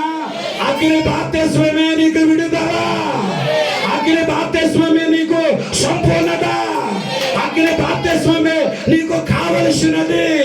ఈరోజు మానవుడు అన్ని బాగానే చేస్తున్నాడు, కానీ అగ్ని బాప్తిస్మం దగ్గరికి వచ్చాక కొంచెం నిర్లక్ష్యం వహించడం జరుగుతుంది. కొంతమంది భాషలు మాట్లాడుతున్నారు, అగ్ని బాప్తిస్మం పొందేశాం, పరిశుద్ధాత్మ బాప్తిస్మం పొందేశాం అనే దాంట్లో ఉండిపోతున్నారు. నేను వారిని ఏదో అనాలన్న ఉద్దేశం కాదు. నిజంగా నువ్వు పరిశుద్ధాత్మ బాప్తిస్మం పొందితే నీలో నుంచి వాక్యం బయలువెళ్తాడు, నీలో నుంచి పరిశుద్ధాత్మ బయలువెళ్తాడు, నీలో నుంచి దేవుని కార్యాలు వ్యక్తము చేయబడతాయి. కాబట్టి ఈ రోజు నీకు నాకు కూడా తప్పనిసరిగా అగ్ని బాప్తిస్మమే ఆ 3వ ఘట్టమై ఉన్నది. కాబట్టి ప్రియమైన దేవుని పిల్లలారా, ప్రతి సంఘ కాలంలోనూ ప్రతి వ్యక్తులను ఆయన విమోచించి విడుదల చేసి ఏ విధంగా వాళ్ళు సంపూర్ణం చేస్తున్నాడో, ఇప్పుడు భూమికి ఆకాశానికి కూడా అదే కార్యాన్ని చేయబోతుంది. ఎందుకంటే భూమి ఆకాశం మురుగుతో నిండిపోయింది కదా, భూమి ఆకాశం మలుగుతో నిండిపోయింది కదా, ఎక్కడ చూసినా క్రిములు ఉన్నాయి కదా, వైరస్ ఉన్నది కదా, వ్యాధులు ఉన్నాయి కదా, రోగాలు ఉన్నాయి కదా, ఆకాశంలో శాటిలైట్లతో నిండిపోయింది కదా, భూమి అంతా కూడా మలుగుతో నిండిపోయింది కదా. ఎక్కడ చూసినా సరే మురికి మురికి మురికి, ఫ్యాక్టరీల ద్వారా వచ్చే మురికి, లోకంలో చెడు రాజకీయాల వల్ల కలిగే మురికి, అంత పాపం, అంత చెడు. కానీ దేవుడు రాబోయే దినాలలో దీనిని శుద్ధి చేయడానికి ఈ భూమిని ఆకాశాన్ని 3 దశల గుండా ఆమేన్ అనొచ్చా? నోవహు గారి కాలంలో ప్రపంచానికి నీటి బాప్తిస్మం జరిగింది. ప్రభువైన యేసుక్రీస్తు యొక్క కాలంలో ఆయన రక్తము ద్వారా ఈ భూమికి ఆకాశానికి శుద్ధీకరణ జరిగింది. ఇక భూమికి ఆకాశానికి దేవుడు అగ్ని బాప్తిస్మం ఇవ్వబోతున్నాడు. నీకు ఇచ్చాడా? అందరూ ఆమేన్ అనగలరా? సంఘానికి ఇచ్చాడా? వధువుకి ఇచ్చాడా? మరి భూమి ఆకాశానికి ఇవ్వాలా వద్దా? భూమికి ఆకాశానికి అగ్ని బాప్తిస్మం ఇవ్వాలా? వాళ్ళకి భూమికి ఆకాశానికి 3 దశలు గుండా రావాలా? నోవహు గారి కాలంలో నీటి బాప్తిస్మం జరిగితే, యేసు కాలంలో రక్తము ద్వారా శుద్ధి జరిగితే, ప్రైజ్ ది లార్డ్, హల్లెలూయా. పేతురు గారు రాస్తున్నాడు కదా, ఇప్పుడు చదవండి పేతురు రాసిన పత్రికలో ఆ రాస్తాడు 3వ అధ్యాయం అనుకుంటాను, పేతురు రాసిన పత్రిక 3వ అధ్యాయంలో అనుకుంటాను, 3వ అధ్యాయంలో పేతురు రాసిన పత్రిక 3వ అధ్యాయము 10వ వచనం, ప్రభు దినము దొంగ వచ్చినట్లు వచ్చును, ఆ దినమున ఆకాశములు మహాధ్వనితో గతించిపోవును, పంచభూతములు మిక్కటమైన వేండ్రముతో లయమైపోవును, భూమి మీద భూమియు దాని మీద కృత్యములు కాలిపోవును, ఇట్లు లయమైపోవును గనుక ఆకాశములు రగులుకొని లయమైపోయినట్లు పంచభూతములు మహావేంద్రముతో కరిగిపోవునట్టు దేవుని దినపు రాకడ కొరకు కనిపెట్టుచు దానిని ఆశతో అపేక్షించుచు మీరు పరిశుద్ధమైన ప్రవర్తనతోనూ భక్తితోనూ జాగ్రత్త గలవారై ఉండవలెను. అయినను మనం ఆయన వాగ్దానమును బట్టి కొత్త ఆకాశము కొరకు కొత్త భూమి కొరకు కనిపెట్టుచున్నాము, వాటిలో నీతి నివసించుచున్నది. అగ్ని బాప్తిస్మం జరిగాకే పేతురు పూర్తిగా మారిపోయాడు. ప్రభుకి స్తుతి కలుగును గాక. అగ్ని బాప్తిస్మం జరిగాకే పేతురు పూర్తిగా మారిపోయాడు. అంతకుముందు అబద్ధికుడు, ఆయన కూడా తిరిగిన వ్యక్తి అయినా 3.5 సంవత్సరాలు ఆయనతో ఉన్న వ్యక్తి అయినా సరే, నీవు యేసు శిష్యుల్లో ఒకడవేనా? నేను కాదు అని చెప్పి 3 సార్లు బొంకాడు. ప్రభు చెప్పిన సూచన అక్షరాల నెరవేరింది. ప్రభుకు స్తుతి కలుగును గాక. అగ్ని బాప్తిసం జరిగాక, పెంతెకోస్తు రోజున అగ్ని బాప్తిసం జరిగాక, పెంతెకోస్తు రోజున అగ్నితో నింపబడిన తర్వాత ఇప్పుడు పేతురు గారు ఆయన అంటున్నాడు కదా, నేను కన్న వాటిని విన్న వాటిని చెప్పకుండా ఉండలేను. నన్ను సిలువేసినా చెబుతాను, నన్ను హతమార్చినా చెబుతాను, ఎన్ని బాధలు పెట్టినా చెబుతాను. ఎందుకు పేతురు అలాగా మాట్లాడగలుగుచున్నాడు అంటే అతనికి అగ్ని బాప్తిసం జరిగింది. అతడు సంపూర్ణుడిగా చేయబడ్డాడు. ఈ భూమికి ఆకాశానికి దేవుడు అగ్ని చేత, అది మామూలు అగ్ని కాదు. ఈ భూమి ఇక్కడ లాస్ ఏంజెల్స్ పట్టణంలో అగ్నితో కాలిపోయినట్లే అలాగో కాదు. ఈ భూమికి ఆకాశానికి కూడా దేవుడు తన పరిశుద్ధాత్మను కొమ్మరించి దీనిని కాల్చబోతా ఉన్నాడు. ఆ రోజే మురికిపోతుంది, ఆ రోజే చెడిపోతుంది, ఆ రోజే రాజకీయాలు పోతాయి, ఆ రోజే సమస్యలు పోతుంది. అగ్ని ఏ రోజైతే ఈ భూమి ఆకాశం మీద కొమ్మరించబడదో సమస్యలు కూడా కాల్చబడతాయి. ఇక రాజకీయాలు మురికిగా ఉండవు. గట్టిగా ఆమెను అనొచ్చా? ప్రాఫెట్ దీనికి చక్కటి వివరణ ఇచ్చాడు. దాన్ని కొంచెం ముందుకు తీసుకెళ్ళి దీన్ని మనం ముగించుకోవడానికి ప్రయత్నం చేద్దాం. ప్రియమైన దేవుని పిల్లలారా, అక్కడ ఆయన ఏం చెబుతున్నాడు అంటే, వచ్చేది భూమికి మీద ఆకాశం మీద వచ్చేది ఇది మామూలు అగ్ని కానే కాదు, కానీ ఇది నిశ్చయముగా పరిశుద్ధాత్మ అగ్ని అయి ఉన్నది. 87వ పేరాలు అంటాడు కదా, ఆకాశములు మహాధ్వనితో లయమైపోవును, పశ్చిమోత్తం వికటమైన వేగంతో లయమైపోవును. వాస్తవానికి అది మామూలు అగ్ని కానే కాదు, కానీ అది పరిశుద్ధాత్మ అగ్ని అయి ఉన్నది. పరిశుద్ధాత్మ అగ్ని చేత మానవుడు సంపూర్ణుడవునట్లుగానే పరిశుద్ధాత్మ అగ్ని చేత భూమిని ఆకాశాన్ని దేవుడు సంపూర్ణం చేయబోతున్నాడు. భూమిని ఆకాశాన్ని దేవుడు కాల్చబోతున్నాడు. ఇక భూమి ఆకాశం ఏ రోజైతే కాల్చిపోయిందో అక్కడ 2 పదాలు వాడాడు ఆయన. ఇక్కడ కాస్మస్ అనే పంచభూతములు లేక ఆకాశములు లేక ప్రపంచము కాలిపోవును అనే మాటనికి గ్రీకులో కాస్మస్ అనే ఒక పదం వాడబడ్డదని చెప్పుకొస్తూ, కాస్మస్ అనే మాటకు అర్థం ఏంటంటే ప్రపంచము కాలిపోవటం కాదు, కానీ ప్రపంచం మీద ఉన్న క్రమము కాలిపోవును. ఏం కాలుతుందట? ప్రపంచము కాలడం కాదు, కానీ ప్రపంచం మీద ఉన్న క్రమం కాలిపోతుంది. హల్లెలూయా. ప్రపంచం మీద ఉన్న క్రమము కాలిపోతుంది. ప్రస్తుతానికి ఎక్కడ చూసినా అన్యాయం, అక్రమాలు, దౌర్జన్యాలు ఇవన్నీ ఎలాగొచ్చాయంటే దుష్టుడైన సైతాను వల్ల వచ్చాయి.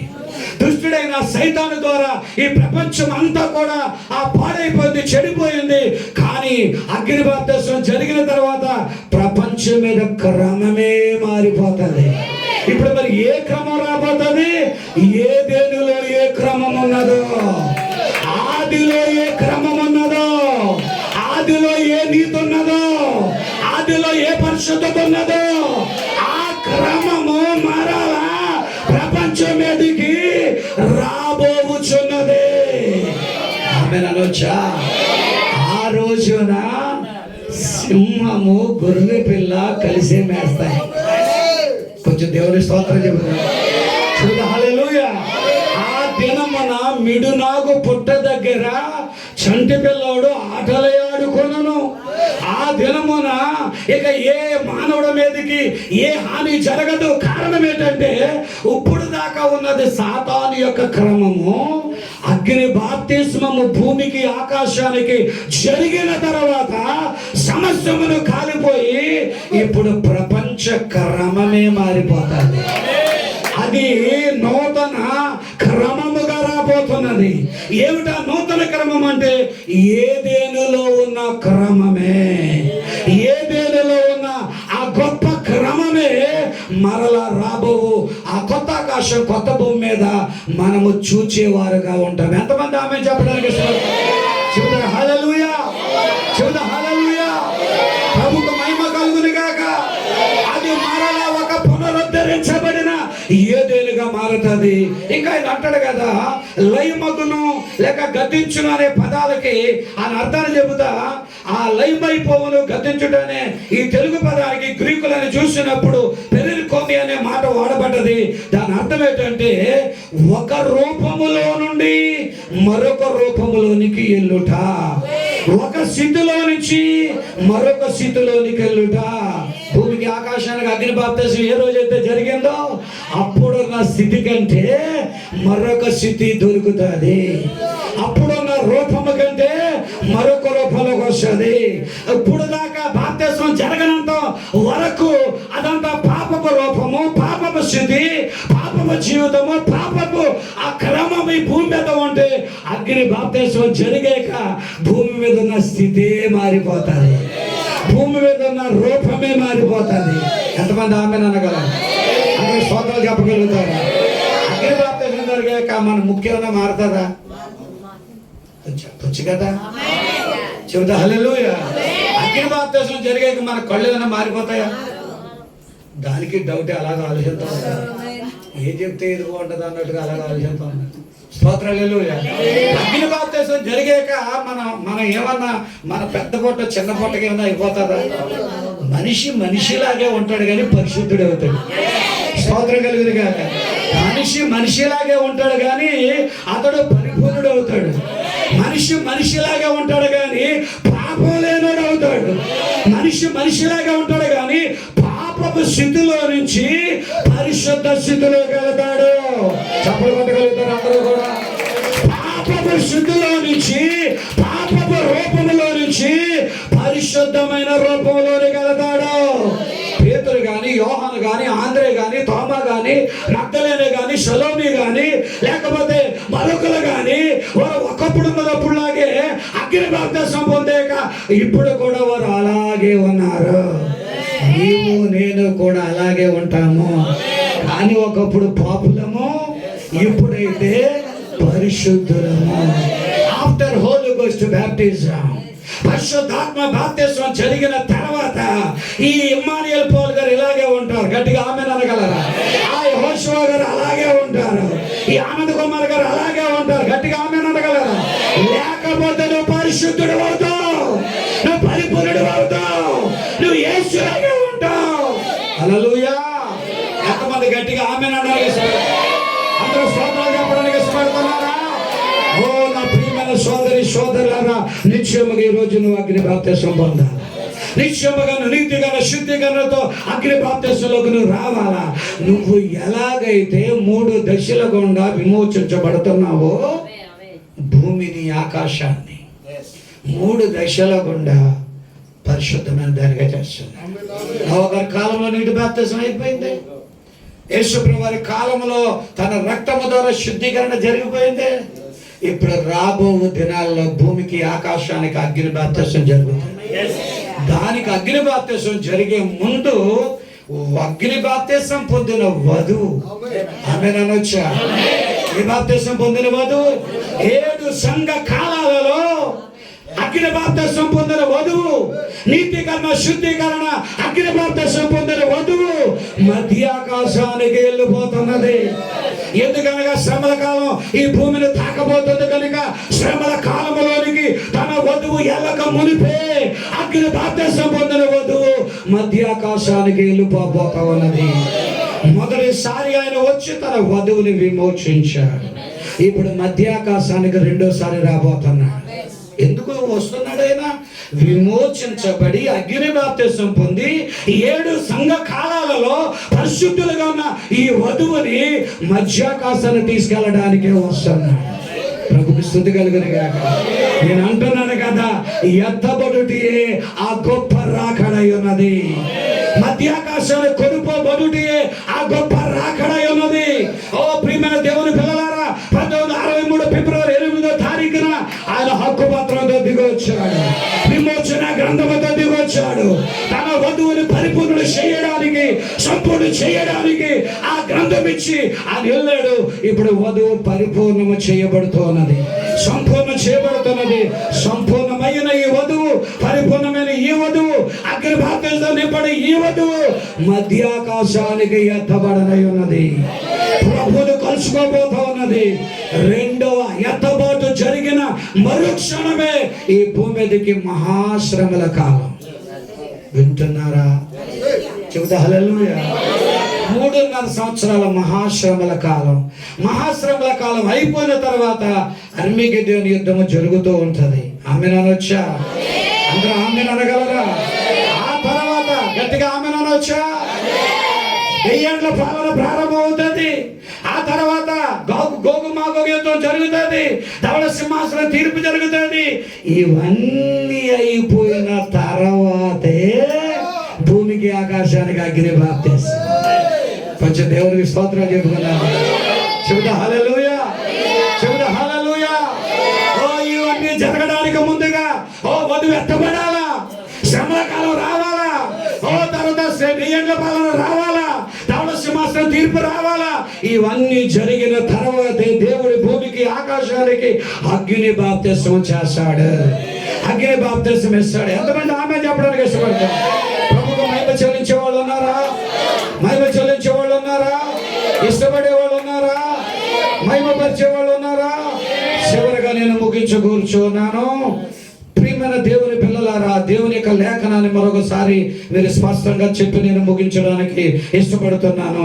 ఈ భూమికి ఆకాశానికి వధి వెళ్ళిన తర్వాత, ఇవన్నీ జరిగిన తర్వాత మరలా భూమిని ఆకాశాన్ని అగ్నితో శుభ్రం చేస్తారు. ఆ రోజు క్రిములు ఉండవు, ఆ రోజు గచ్చ పొదలు ఉండవు. ఎంతమంది ఆమెను అంటారు? ఇష్టపడతారు? హల్లెలూయా. పరిశుద్ధాత్మ బాప్తిసం జరిగిన తర్వాత ఇక పాపము లేని ప్రపంచం ఉంటుంది. పరిశుద్ధాత్మ బాప్తిసం జరిగాక పాపము లేని ఈ వధువు ఎలాగొచ్చిందో, అగ్ని బాప్తిసం జరిగాక పాపము లేని ప్రపంచం ఉంటుంది. ఇక పాత ప్రపంచం ఉండదు. యోహాను చూసిన కొత్త ఆకాశం, పేతురు చూసిన కొత్త ఆకాశం, కొత్త భూమి, యెషయా చూసిన కొత్త ఆకాశం, కొత్త భూమి అగ్ని బాప్తిసం జరిగిన తర్వాత మనం చూడగలుగుతాం. తిరిగి జన్మించిన మానవుని బట్టి అతడు ఎలాగైతే నూతనమైన వాడు అయ్యాడో, అగ్ని బాప్తిసం జరిగిన ఈ యొక్క భూమికి ఆకాశానికి కూడా అది ఒక నూతన ఆకాశంగా, నూతన భూమిగా ఉంటుంది. 1000 ఏళ్ల పాలన మాత్రము అది కొత్త ఆకాశం, కొత్త భూమి కాదు. ఆ కొత్త ఆకాశం, కొత్త భూమి అనేది వస్తున్నది. అది నిశ్చయముగా ఆ రానైనదన్న సంగతిని మనం గ్రహించవలసిన వారం విన్నాము. ప్రకటన గ్రంథము 21వ అధ్యాయం, లేకపోతే పేతురు రాసిన పత్రికలో, లేకపోతే యెషయా రాసిన ఆ లేఖన భాగము కొత్త ఆకాశాన్ని, కొత్త భూమిని సూచిస్తున్నది. నిశ్చయముగా మనం గ్రహించగలిగినట్లయితే ఈ కొత్త ఆకాశము, కొత్త భూమి నిత్యత్వము. కొంచెం గట్టిగా ఆమె అనొచ్చా? కొత్త ఆకాశము, కొత్త భూమి ఏమై ఉన్నది? ఇది నిత్యత్వము. మనం ఎక్కడి నుంచి వచ్చాం? మరి ఎక్కడి నుంచి వచ్చాం? మనం ఎక్కడి నుంచో వచ్చాం. సమీగా నేను బలిపీఠం దగ్గరికి వచ్చే సమయానికి సొలొమోను గారు అదే పాట పాడుతున్నాడు. ఆమె అనొచ్చా? ఏ పాటలు పాడుతున్నాడు? ఆయన ఏమని పాడుతున్నాడు తెలుసా? కాలము అనేది లేనప్పుడే నువ్వు నన్ను ఎన్నుకున్నావు. ఈ కాలము అనేది ఏర్పడక మునిపే నీవు నన్ను పిలుచుకున్నావు. ఈ కాలం అనేది లేనప్పుడే నీ ఎన్నికలో నేనున్నాను. మనం ఎక్కడున్నామంటే నిత్యత్వములో ఉన్నాము. మనము నిత్యులుగా ఉన్నాము. మరలా మనం ఎక్కడికి వెళ్ళబోతున్నామంటే నిత్యత్వములోకి వెళ్తున్నాము. దానినే మన ప్రవక్త బైబిల్ చెబుతుంది కదా, అది 8వ రోజు. భూమి మీద మనకి ఎన్ని రోజులు ఉన్నాయి? 6-7 రోజులు ఉన్నాయి. 6 రోజులు ఆయన కష్టపడ్డాడు, 7వ రోజు విశ్రాంతి తీసుకున్నాడు. 6 రోజులు ఇప్పుడున్న మన కాలం అయితే, 7వ రోజు ఆయన యొక్క 1000 ఏళ్ల పాలన అయితే, ఇక 8వ రోజు రాబోతున్నది. 8వ రోజు అనగా మొదటి రోజే. మొదటి రోజు అనగా అదే నిత్యత్వము. ఈ రోజు వధువు ఎక్కడికి వెళ్ళబోతుంది అంటే నిత్యత్వంలోకి వెళ్ళబోతున్నది. మొదటి రోజులోకి వెళ్ళబోతున్నది. ఈ మొదటి రోజు, ఈ నిత్యత్వమే కొత్త ఆకాశము, కొత్త భూమిగా ఉన్నది. 2 మాటలు చెప్పి నేను ముగిస్తాను. గట్టిగా ఆమె అనొచ్చా? అందరూ స్వామితో ఆమె చెప్పొచ్చా? చెబుతా హల్లెలూయా, చెబుతా హల్లెలూయా. కొత్త ఆకాశం, కొత్త భూమి మీదకే పరలోకము దిగువచ్చును. కొత్త ఆకాశం, కొత్త భూమి మీదకే పరలోకము దిగువచ్చును. మన ప్రవక్త చెప్పుకొస్తున్నాడు, కొత్త ఆకాశం, కొత్త భూమి మీదకే పరలోకం దిగువచ్చు. ప్రకటన గ్రంథం 21వ అధ్యాయములో అంతలోనే కొత్త ఆకాశం, కొత్త భూమిని చూచుతుని ఆ నూతనమైన యెరూషలేమును, పరిశుద్ధ పట్టణము, తన భర్త కొరకు అలంకరించబడిన చూచుతిని. ఆ నూతన యెరూషలేము ఏదో కాదు, ఎత్తబడిన వధువు. హల్లెలూయా. పరలోకమే కిందకు వస్తున్నది. ఆలగిస్తున్నారా? ఇప్పుడు దాకా అది పైన ఉన్నది కానీ ఇప్పుడు అది ఎక్కడికి వస్తున్నది? వధువుతో పాటుగా ఎక్కడికి వస్తున్నది. గట్టిగా ఆమేన్ అనొచ్చా? చెబుదా హల్లెలూయా. ఇది మరల కొత్త ఆకాశం కొత్త భూమి. ఇది ఒక పునరుద్ధరించబడిన ఏదైనా ఉండను. మొదటి ఏదేని ఎలాగైతే ఉన్నదో కొత్త ఆకాశం కొత్త భూమి లేక నిత్యత్వము మొదటి ఏదేనుగా ఉండును. పునరుద్ధరించబడిన ఏదైనా ఉండును. ఈ కొత్త ఆకాశం కొత్త భూమిలో ఎన్నడూ ఇక అవి అపవిత్రము చేయబడవు. పాతాకాశం పాత భూమి ఏదైనా తోట సమస్తము సైతానుడు ఆదామును పాడు చేశాడు, మిగిలిన ప్రపంచాన్ని పాడు చేశాడు, ఈ సర్వాన్ని పాడు చేశాడు. కానీ రాబోయే కొత్త ఆకాశం కొత్త భూమి ఇక ఎన్నడూ కూడా అపవిత్రము చేయబడవు. ఎందుకంటే భూమి వచ్చినప్పుడు కొత్త ఆకాశం కొత్త భూమి వచ్చినప్పుడు అపవాది బంధించబడతాడు. శాతానుడు ఇప్పుడు ఇంకా ఉండడు, నేరాలు మోపేవాడు ఉండడు. కొత్త ఆకాశం కొత్త భూమిలో అసలు సైతానుడే ఉండడు, వాడు అగ్నిగుండములో వేయబడతాడు. కనుక కొత్త ఆకాశం కొత్త భూమి ఇక అపవిత్రము చేయబడదు. ఆమేన్ అనేవాళ్ళు ఉన్నారా? ఆమేన్ అనేవాళ్ళు ఉన్నారా? ఇప్పుడైతే ఇది అపవిత్రం అయిపోయింది కానీ రాబోయే కొత్త ఆకాశం కొత్త భూమి ఇక అపవిత్రం చేయబడదు. స్తోత్రం కలుగును గాక. 129 పేరాలో ఆయన చక్కగా మాట్లాడాడు. తర్వాత ఆయన ఇంకా ఏం మాట్లాడదు? గాలులు ఈ విధంగా వీచుచున్నవి, చెట్లు ఇండ్లు మొదలుగున్నవి గాలి వలన కోల్చబడవు. శాతాను మెరుపు వలన ఉగ్రత వలన భూమి మీద రోడ్డు మీద నడిచిపోయే మనుషులను చంపడం జరగదు. ఇక ఏడి గాలులు రానే రావు. ఎందుకనగా కొత్త ఆకాశం కొత్త భూమి ప్రభు నివసించే స్థలమే, పరిశుద్ధులు నివసించే స్థలమైన. గట్టిగా ఆమేన్ అనొచ్చా? అందరూ ఆమేన్ అనేవాళ్ళు ఉన్నారా? హల్లెలూయా. కొత్త ఆకాశం కొత్త భూమిలో నీరంతా ప్రేలును అంటుకొనును, మొత్తం అంతా కూడా తొలకలైపోవును, అగ్ని పర్వతాలు బద్దలవును, గాలిలో వేలాది మైళ్ళు ఎగిసిపడును. అప్పుడు సముద్రమే ఇక లేదు. కొత్త ఆకాశం కొత్త భూమిలో ఏమి లేదు. ప్రకటన 22వ అధ్యాయం మీరు చదవండి. కొత్త ఆకాశం కొత్త భూమిలో ఏమి లేదట, సముద్రమే ఇక లేదు. స్తోత్రం కలుగునుగా. ఎందుకంటే అది పేల్చబడుతూ ఉన్నది. ఇకపోతే కొత్త ఆకాశం కొత్త భూమి మీద నిన్ను నాశనము చేయడానికి ఏ జంతువు అక్కడ లేదు. భూతోటల మధ్య నడుచున్నప్పుడు ఏ విష సర్పము నిన్ను కరవదు. స్తోత్రం కలుగునుగా. ఏ విష సర్పము నిన్ను కరవదు. ఇప్పుడు వెళ్ళండి, చీకట్లో నడండి, పాముల దగ్గరికి వెళ్ళండి, ఎక్కడ పడితే అక్కడ భయంకరమైన విషసర్పములు. కానీ కొత్త ఆకాశం కొత్త భూములో నిన్ను ఏ విషసర్పము కరవదు. ఆమేన్ అనగలరా? అక్కడ కూడా కరితే ఇదంతా ఎందుకు? అందరు గట్టిగా ఆమేన్ అనగలరా? కొత్త ఆకాశం కొత్త భూమిలో లేక గొప్ప అందులో పరలోక పెండ్లి కుమార్తె పెండ్లి కుమారుడు భూమి అక్కడ ఒకరికొకరు కౌగులించుకొని కుదిరి మానవుల మధ్య నివసించడానికి దేవుడే వారి మధ్యకు వచ్చును. ఆయనే నివాసము వారితో కూడా ఉన్నది. పాపము లేదు, దుఃఖము లేదు. ఏ బిడ్డ తన బిడ్డను గూర్చి కన్నీరు చుక్కలు కార్చదు. సమాధులు లేవు. గట్టిగా ఆమేన్ అనగలరా? There is no burial program. అందరూ ఆమేన్ అనొచ్చా? అందరూ ఆమేన్ అనొచ్చా? అక్కడ ఇక మరణమే లేదు. మరణం లేకపోతే సమాధి కార్యక్రమాలు ఎందుకు ఉంటాయి? అందరు గట్టిగా ఆమేన్ అనగలరా? కొత్త ఆకాశం కొత్త భూములు ఇంకేమి లేవు. సమాధులు లేవు, మరణము లేదు, కన్నీరు లేదు, రక్తపాతము లేదు. కన్నీరు వల్ల కలిగే రక్తం వల్ల భూమి మీద తడిసి ఉండదు. యుద్ధములు ఉండవు, శీతల మేఘములు ఉండవు, పాప హింస ఉండదు, మండుటెండలు ఇక ఉండవు. అది ఒక ఆనందకరమైన స్థలమై ఉన్నది. హల్లెలూయా. అని ఇంకా కదా ఎడారిలో గులాబీలు పూయును. Praise the Lord. హల్లెలూయా. ఎడారిలో ఏం పూస్తాయంట? ఎప్పుడు? కొంచెం గట్టిగా అనాలన్నమాట. ఎప్పుడు? కొత్త ఆకాశం కొత్త భూమిలో గులాబీలు పూయును. ఎడారి ఇసుక అక్కడ అక్కడ దేవుడే తన యొక్క మాట చేత అక్కడ గులాబీలు పూలు గట్టిగా ఆమెనొచ్చా. యోహాను 14లో చెప్పబడిన ప్రకారముగా మీ హృదయాల కలవర పడనివ్వకండి. ఓ క్రీస్తు దేవుని విశ్వాసం ఉంచుతున్నారు, నా యందు విశ్వాసం ఉంచండి. మీకు స్థలాన్ని సిద్ధం చేయడానికి వెళ్ళుచున్నాను. ఆ సిద్ధం చేసే స్థలమే కొత్త ఆకాశం, కొత్త భూమి. చప్పలు కొట్టి దేవుని స్తోత్రం చెబుతా. హల్లెలూయా. ఓ నా ప్రియమైన సోదరి సోదరులారా, సముద్రాలు ఇక లేవు, పర్వతములు బద్దలు చేయబడును. ఎంతమంది ఆమె చెప్పడానికి ఇష్టపడి చెబుతా. హల్లెలూయా, చెబుతా. హల్లెలూయా. దేవుడే మనుషులతో కలిసి కాపురం చేసే ఆ అద్భుతమైనటువంటి సమయాన్ని రాబోరుచున్నది, రానయ్యున్నది. అదే కొత్త ఆకాశం, కొత్త భూమి, అదే నిత్యత్వము, అదే పునరుద్ధరించబడిన ఏదైనా. హల్లెలూయా. మరణం ఉన్నదా? చెప్పాలి గట్టిగా.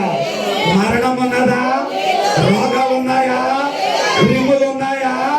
వైరస్లు ఉన్నాయా? ఏదైనా పాపం ఉన్నదా? ఎక్కడైనా దయ్యం ఉన్నదా?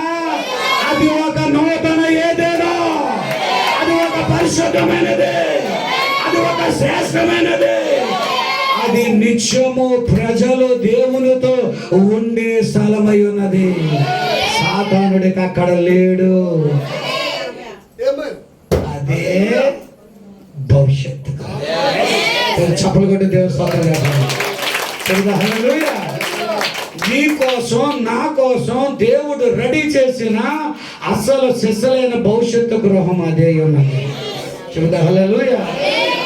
సొలొమోను రాజుగా నా కొడుకు, నా కూతురు, నా పిల్లలు, నా భార్య హాయిగా ఉండాలని ఎంత చక్కటి భవంతి కట్టాడు. అందరూ ఆమేన్ అనగలరా? నా పాస్టర్ గారు, మా పిల్లలు, మా సంఘం అంతా హాయిగా ఉండాలని ఎంత చక్కటి భవంతులు కట్టారు. అందరూ ఆమేన్ అనగలరా? మరి మనకే ఎంత ఆలోచన ఉంటే, ఈ కోసము శ్రమలు పడి, యేసు కోసం నిందలు భరించి, శ్రమలు భరించి, మరణాన్ని భరించి, ఎన్నో కష్టాలు భరించి, సిలువ వేయబడి, అవమానాలు పరచబడి, కత్తుల చేత కొయ్యబడి, హతసాక్షులు చేయబడి, యేసు కోసమే తమ జీవితాలను అంకితము చేసిన ఆయన వధువు కోసం, ఆయన ప్రియుల కోసం, ఆయన బిడ్డల కోసం ఆయన సిద్ధము చేసిన భవిష్యత్తు గృహమే ఆ గొప్ప కొత్త ఆకాశం, కొత్త భూమి. చెబుతా. హల్లెలూయా. నీతి నివసించు, పరిశుద్ధత నివసించు. దేవుడే మనుషులతో కాపురం ఉండును. వారి కన్నుల ప్రతి బాష్ప బిందువు ఆయన తుడిచివేయను. ఈ రోజు ఒక నిమిషము అలాగే వస్తాడేమో కానీ ఆ రోజు నిన్ను విడవడు, ఆయన నిన్ను ఎడబాయడు, నీ కన్నీరు తుడుస్తాడు. Ananda Kumar, praise the Lord. Hallelujah. Mister Ananda Kumar, నువ్వు చాలా బాధలు పడ్డావు. ఇప్పుడు ఇదంతా నీదే, ఈ రాజ్యం అంతా నీదే, ఈ స్థలం అంతా నీదే. నిన్ను విడవకుండా ఏ రోజు నేను వెళ్ళను, నీతోనే ఉంటాను, నీతోనే నడుస్తాను, నీతోనే వెళ్తాను. ఇదే నీది నాది ఒక అద్భుత గృహమై ఉన్నది. Praise the Lord. హల్లెలూయా.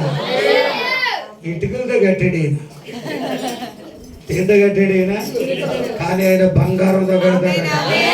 చూడ. హల్లెలూయా. సుభాష్ రెడ్డి గారు బంగారంతో కట్టాడట. ఆయన మెట్లన్నీ కూడా వజ్రాలతో చేసుకున్నాడట.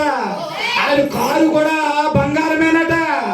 ఆయన ఎక్కే విమానం కూడా చాలా విలువైన బంగారం వాడాడట. మరి షేటు గారు ఏంటి ఎలా చేస్తే మరి మన షేటు సంగతే, మన యేసు సంగతే, ఆయన పిల్లల సంగతే. ఆయన నీకు ఇవ్వడా? ఆయన చెయ్యడా? అందుకే ఈరోజు మన బంగారం లెక్క చేస్తాలో చేయలేము. చెవులు తీసి పక్కన ఎందుకు పడేస్తున్నామంటే మన కాళ్ళు కింద బంగారం ఉండాలి, మన తల మీద కాదు బంగారం ఉండవలసింది. ఇక్కడ ఎలాగెలాగ ఊగడం కాదు, గట్టిగా ఆమె అనగలరా? అది మన కాళ్ళ కింద ఉండే ఒక వస్తువు. బంగారపు వీధులు స్వచ్ఛమైన సువర్ణముతో తయారు చేయబడతాయి, బంగారు ఇడుగులతో గృహాలు కట్టబడతాయి. ఇంకొక గృహం, భార్య పిల్లలకు ఒక గృహం. గట్టిగా ఆమె అనగలరా? ఇక్కడ ప్రతి వారికి ఒక గృహం దేవుడు అక్కడ రెడీ చేశాడు. ఒక భవిష్యత్తు గృహాన్ని దేవుడు నీకు నిర్మిస్తున్నాడు. స్థలాలు సిద్ధం చేయడానికి వెళ్తున్నాను.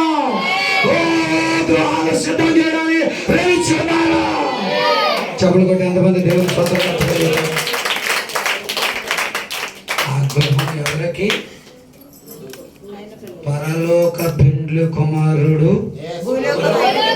అందరూ చెప్పొచ్చు కదా, పరలోక పెండ్లి కుమారుడు. కడ్డీలు నవిలే వాడికి కోసం కాదు ఇది, సిగరెట్లు కాల్చేవాడి కోసం కాదు ఇది, భార్య ఉండగా సిలకొట్లు కొట్టేవాడి కోసం కాదు ఇది. స్తోత్రం కలిగిన అడ్డుదారిలో నిలువుదారిలో వెళ్ళేవాడి కోసం కాదు ఇది, రాజకీయాల్లో తిరిగేవాడి నా మాటలు వినబడతా లేదా? అక్రమ దారిలో వెళ్ళేవాడి కోసం కాదు ఇది. పరలోక పెండ్లి కుమార్తెకు, పరలోక పెండ్లి కుమారుడికి, ఇది పౌలు గారికి, యోహాను గారికి, ఆంద్రే గారికి, మరియా గారికి, 7 సంఘ కాలాలలో ఉన్న వధువుకి, నీకు నడుము కట్టుకున్న వాడికి. చప్పుడు కొట్టు చంద్రు కూడా దేవునికి సుడి కలుగును గాక. చెబుతా హల్లెలూయా. ఏ జాషువా, నువ్వు గట్టి ఇంట్లోకి నన్ను రానెత్తావా? గట్టిగా చెప్పొచ్చు కదా, ఏ మీ బ్రదర్నే కదా, ఒక రాత్రి మీ ఇంటి దగ్గర ఉండవచ్చు కదా, మీ ఇంట్లో ఉండవచ్చు కదా 4 రోజులు. నువ్వు ఊరుకున్నా, మీ ఆవిడ ఊరుకునేమో. చెబుతా హల్లెలూయా. మీ అమ్మాయి వెనకాల గులికెత్తదా, పాస్టర్ పంపి మనకి సరిపోతలేదు ఎందుకు అలా? ఆయన భార్య కోసం, ఆయన ఆనందకరమైన సంతోషకరమైన మరణము లేని, తుప్పలు లేని, దొంగలు లేని, ఏ వ్యాధులు లేని, క్రిములు లేని, మురికి లేని ఒక స్వచ్ఛమైన ఇల్లు, బంగళా.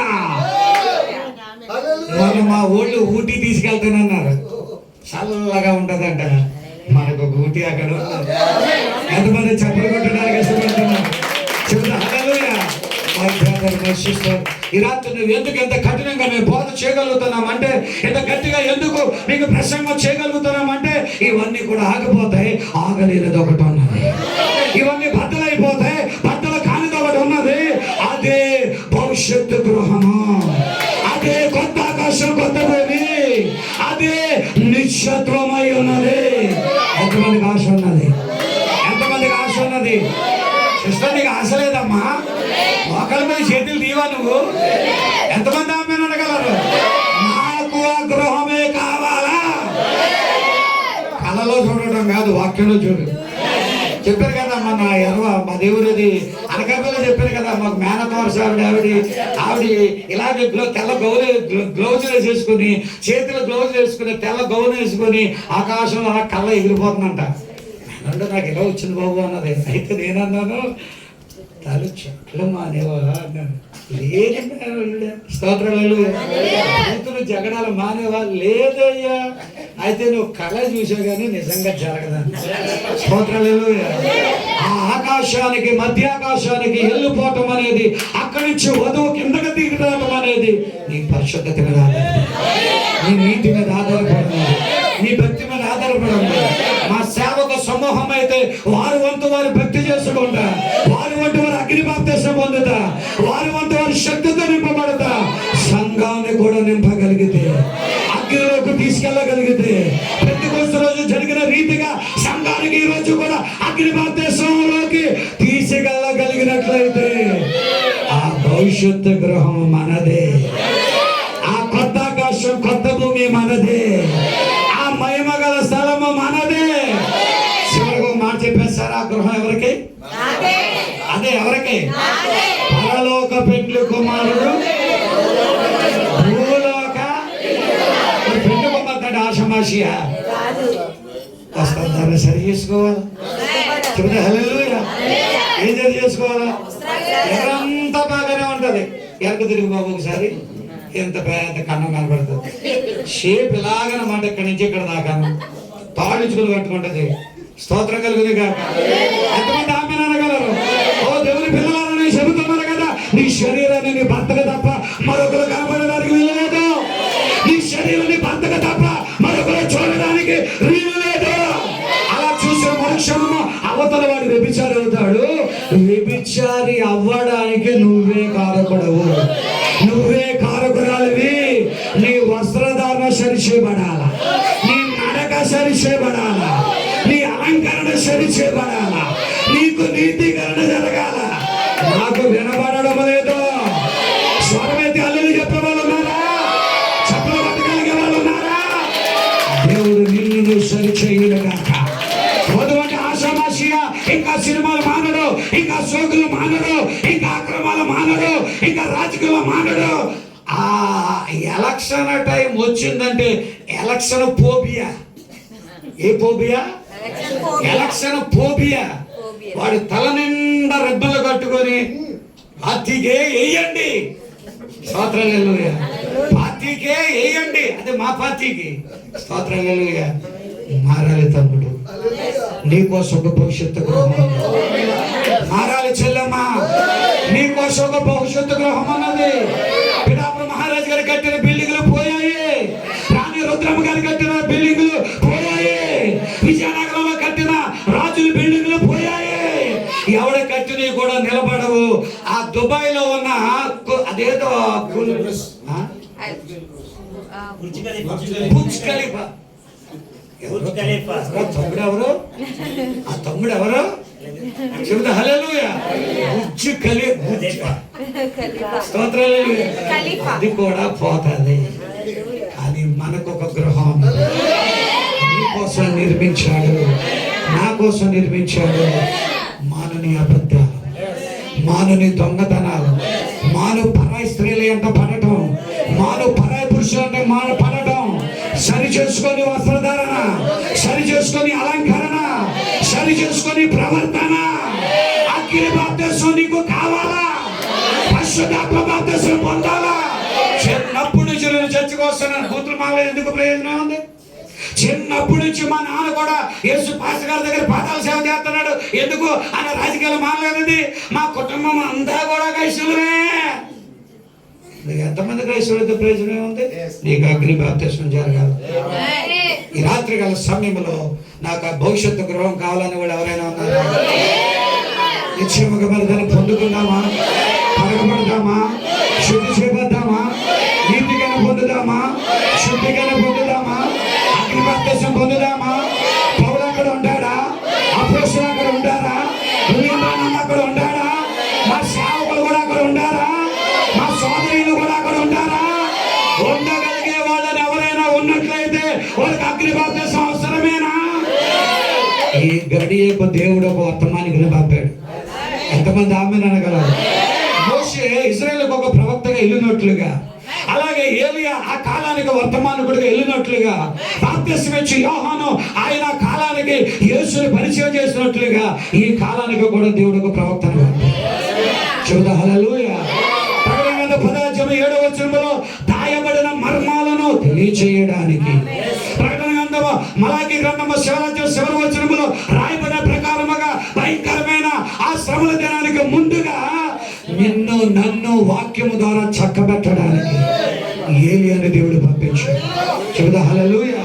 ఆ ఏలియా ద్వారా వచ్చిన చక్కబాటే బాప్తిస్మంలో ఒక భాగం, వస్త్రధారణ సరి చేసుకోవటంలో ఒక భాగం, శాఖ సంఘాల నుంచి బయటకు రావటంలో ఒక భాగం, అనేక మత విశ్వాస మత శాఖల యొక్క సంఘ శాఖల యొక్క విధానాలు మార్చుకోవటం, ఇదంతా ఎలా జరిగింది అంటే ఏలియా యొక్క పరిచర్యని అన్ని మేము గుర్తించగలిగాం.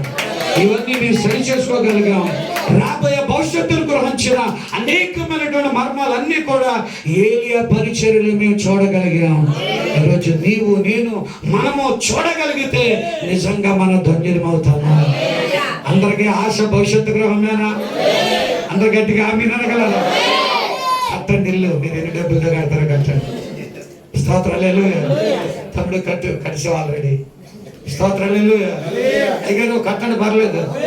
ఎంత డబ్బులతో కడతారో కట్టండి, ఎన్ని సదుపాయాలతో కడతారో కట్టండి, కానీ అక్కడ ఒక భవిష్యత్తు గృహం మీరు మర్చిపోకండి. మొదటగా ఆ గృహమే మనకు పర్మనెంట్, అదే శాశ్వతమైంది. నిత్యత్వమే శాశ్వతమైంది. కొత్త ఆకాశం కొత్త భూమి శాశ్వతమైంది. అక్కడ నీతి నివసించును, ప్రభు నివసించును. వెళ్దామన్న వాళ్ళు ఉన్నారా? అదే మన శాశ్వత గృహం ఉన్నారా? భవిష్యత్తు గృహంలోకి వెళ్దామా? పరలోక పెండ్లి కుమారుడు, భూలోక పెండ్లి కుమార్తె భవిష్యత్తు గృహమే పతాకాశ పత్రం. చూడ హల్లెలూయా. అదే పునరుద్ధరించబడిన ఏదేను ప్రభు నిన్ను నన్ను దానికోసం రెడీ చేయను గాక. చిన్న చిన్న లోపాలు ఉంటే అందరూ సరిదిద్దుకుందాం, చక్కబడి చేసుకుందాం, అగ్నిబాప్తిసం పొందుకుందాం, అందులోనికి ప్రవేశిద్దాం. దేవుడు మనందరినీ మెండుగా దీవించును గాక, ఆ భవిష్యత్తు గృహములో ఉంచును గాక. మరోసారి గట్టిగా క్లాప్స్ వచ్చి ప్రభు ప్రభు మనతో ఉండి నడిపించును గాక. సమయం తీసుకోవాల్సిందిగా కోరుతున్నాను. భవిష్య గృహంలో ఉండడానికి ఆశపడుతున్నారు. హల్లెలూయా, హల్లెలూయా. అది ఎవరి కోసం దేవుడు నిర్మించాడు? భూలోక పెండ్లి కుమార్తె కోసము. హల్లెలూయా. అలాగే నువ్వు సిద్ధపడాలని ఆశపడుతున్నావా? అయితే దేవుడు అంటున్నాడు, నీలో ఉన్న మురికిని తొలగించుకో, నీలో ఉన్నటువంటి పాపపు మురికిని తొలగించుకో, నీ శరీరానికి పట్టిన, నీ ఆత్మకు పట్టిన ఆ మురికిని తొలగించుకో. అప్పుడే నువ్వు ఆ భవిష్య గృహంలోనికి చేరగలుగుతావు. అప్పుడే ఆ రాజ్యాన్ని నువ్వు స్వతంత్రించుకోగలుగుతావు. ఎందుకంటే పిల్లరా, మనం ఈ లోకంలో ఉన్నటువంటి వారం కాదండి.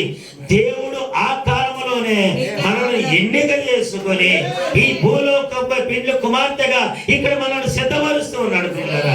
హల్లెలూయా, హల్లెలూయా. నన్ను ఎన్నిక చేసుకున్నప్పుడు ఈ కాలము లేదయ్యా, ఈ కాలమనే తెరకు అవతల చూసావేసయ్యా. నన్ను ఎన్నిక చేసుకున్నప్పుడు ఈ కాలము లేదయ్యా, ఈ కాలమనే తెరకు అవతల చూసావేసయ్యా. నీ ఒంటరిగా ఉన్నప్పుడు నీ తలపులు ఉన్నానయ్యా. ఆ తలపులు వ్యక్తపరచబడినప్పుడు నీ వధువునైతినయ్యా. నీ ఒంటరిగా ఉన్నప్పుడు నీ తలపులో ఉన్నానయ్యా. ఆ తలపులు వ్యక్తపరచబడినప్పుడు నీ వధువునైతినయ్యా. యేసయ్యా, యేసయ్యా, యేసయ్యా నా ప్రియుడా. యేసయ్యా, యేసయ్యా, యేసయ్యా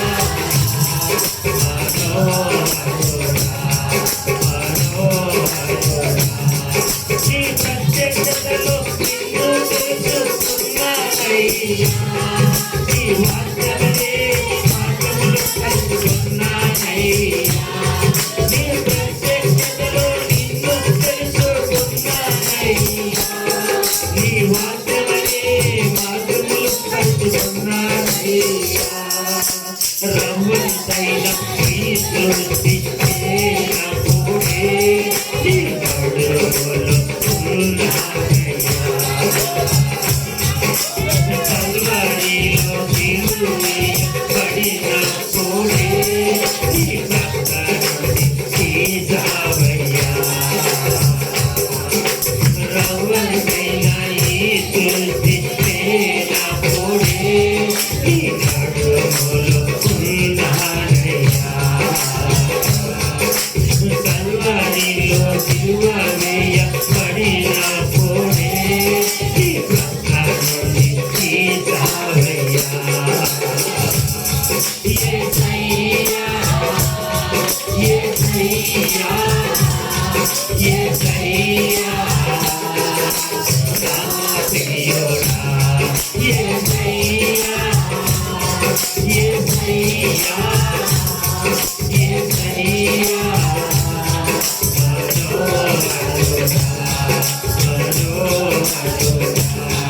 ఈ భూమి మీదకు పరీక్ష పెట్టకు పంపించావయ్యా. ఈ యాత్రను చేసి గనులకు చేరనయ్యా. ఈ భూమి మీదకు పరీక్ష పెట్టకు పంపించావయ్యా. నా యాత్రను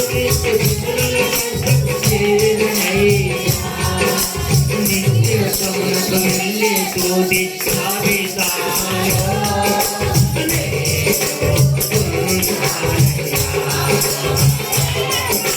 జరగనీకు ఈ రాజ్యములో నా పేరును రాజావయ్యా.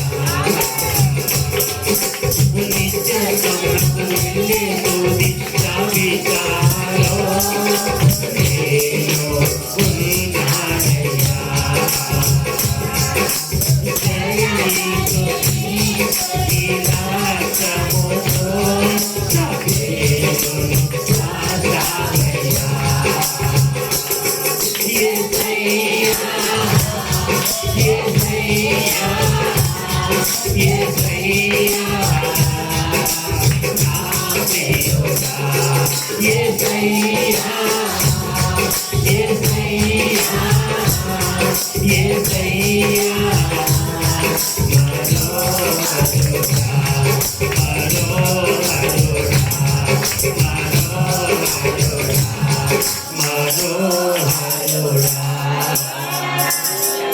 ఇలా ప్రార్థన చేస్తున్నాం కూడా. స్తోత్రం ఉన్నతుడా, సర్వాధికారి, మహాపరిశుద్ధుడా, మహాగణుడు అయిన తండ్రి, నాయన నీ పరిశుద్ధమైన గొప్ప ఘనమైన నామమును పెట్టి నీకు స్తోత్రములు చెల్లిస్తున్నాం ప్రభువా. ఇదిగో నాయన యొక్క సాయంకాల సమయంలోనైనా ఈ రీతిగా నాయన నువ్వు ఏర్పరచుకున్నటువంటి నాయన నీ దైవ సేవకుడు నాయన ఎఫెసీ పత్రిక 4:13 ప్రకారము నువ్వు 5-fold మినిస్ట్రీ 5 రకాల పరిచర్యలు ఇచ్చినావు ప్రభువా. అందులో ఒక భాగముగా ప్రభువా నీ యొక్క సేవకుని నువ్వు ఏర్పరచుకుని ప్రభువా నీ యొక్క ప్రాంతంలో తండ్రి యొక్క పరిచర్య చేయడానికి నాయన నువ్వు ఇచ్చినటువంటి నీ మహాకృపను బట్టి నీకు స్తోత్రాలు తండ్రి. ఇదిగో నా ప్రభువా యొక్క సాయంకాల సమయంలో తండ్రి ఈ దినము తండ్రి అనేకమైనటువంటి నువ్వు ఇచ్చినటువంటి నాయన ఈ యొక్క చిన్న మందిరములో ప్రభువా ఓ నీ యొక్క దైవ దాసులు అనేకులు ప్రభువా ఆయా ప్రాంతాల నుంచి ఆయా పట్టణాల నుంచి ఆయా గ్రామాల నుంచి నాయన నీ సన్నిధికి తోడుకుని వచ్చినావు తండ్రి. అనేక మంది బిడ్డలను ప్రభువా ఆత్మీయులను సహోదరులను ప్రభువా ఆ యొక్క ప్రాంతాల నుంచి నీ సన్నిధికి తోడుకుని వచ్చినావు తండ్రి.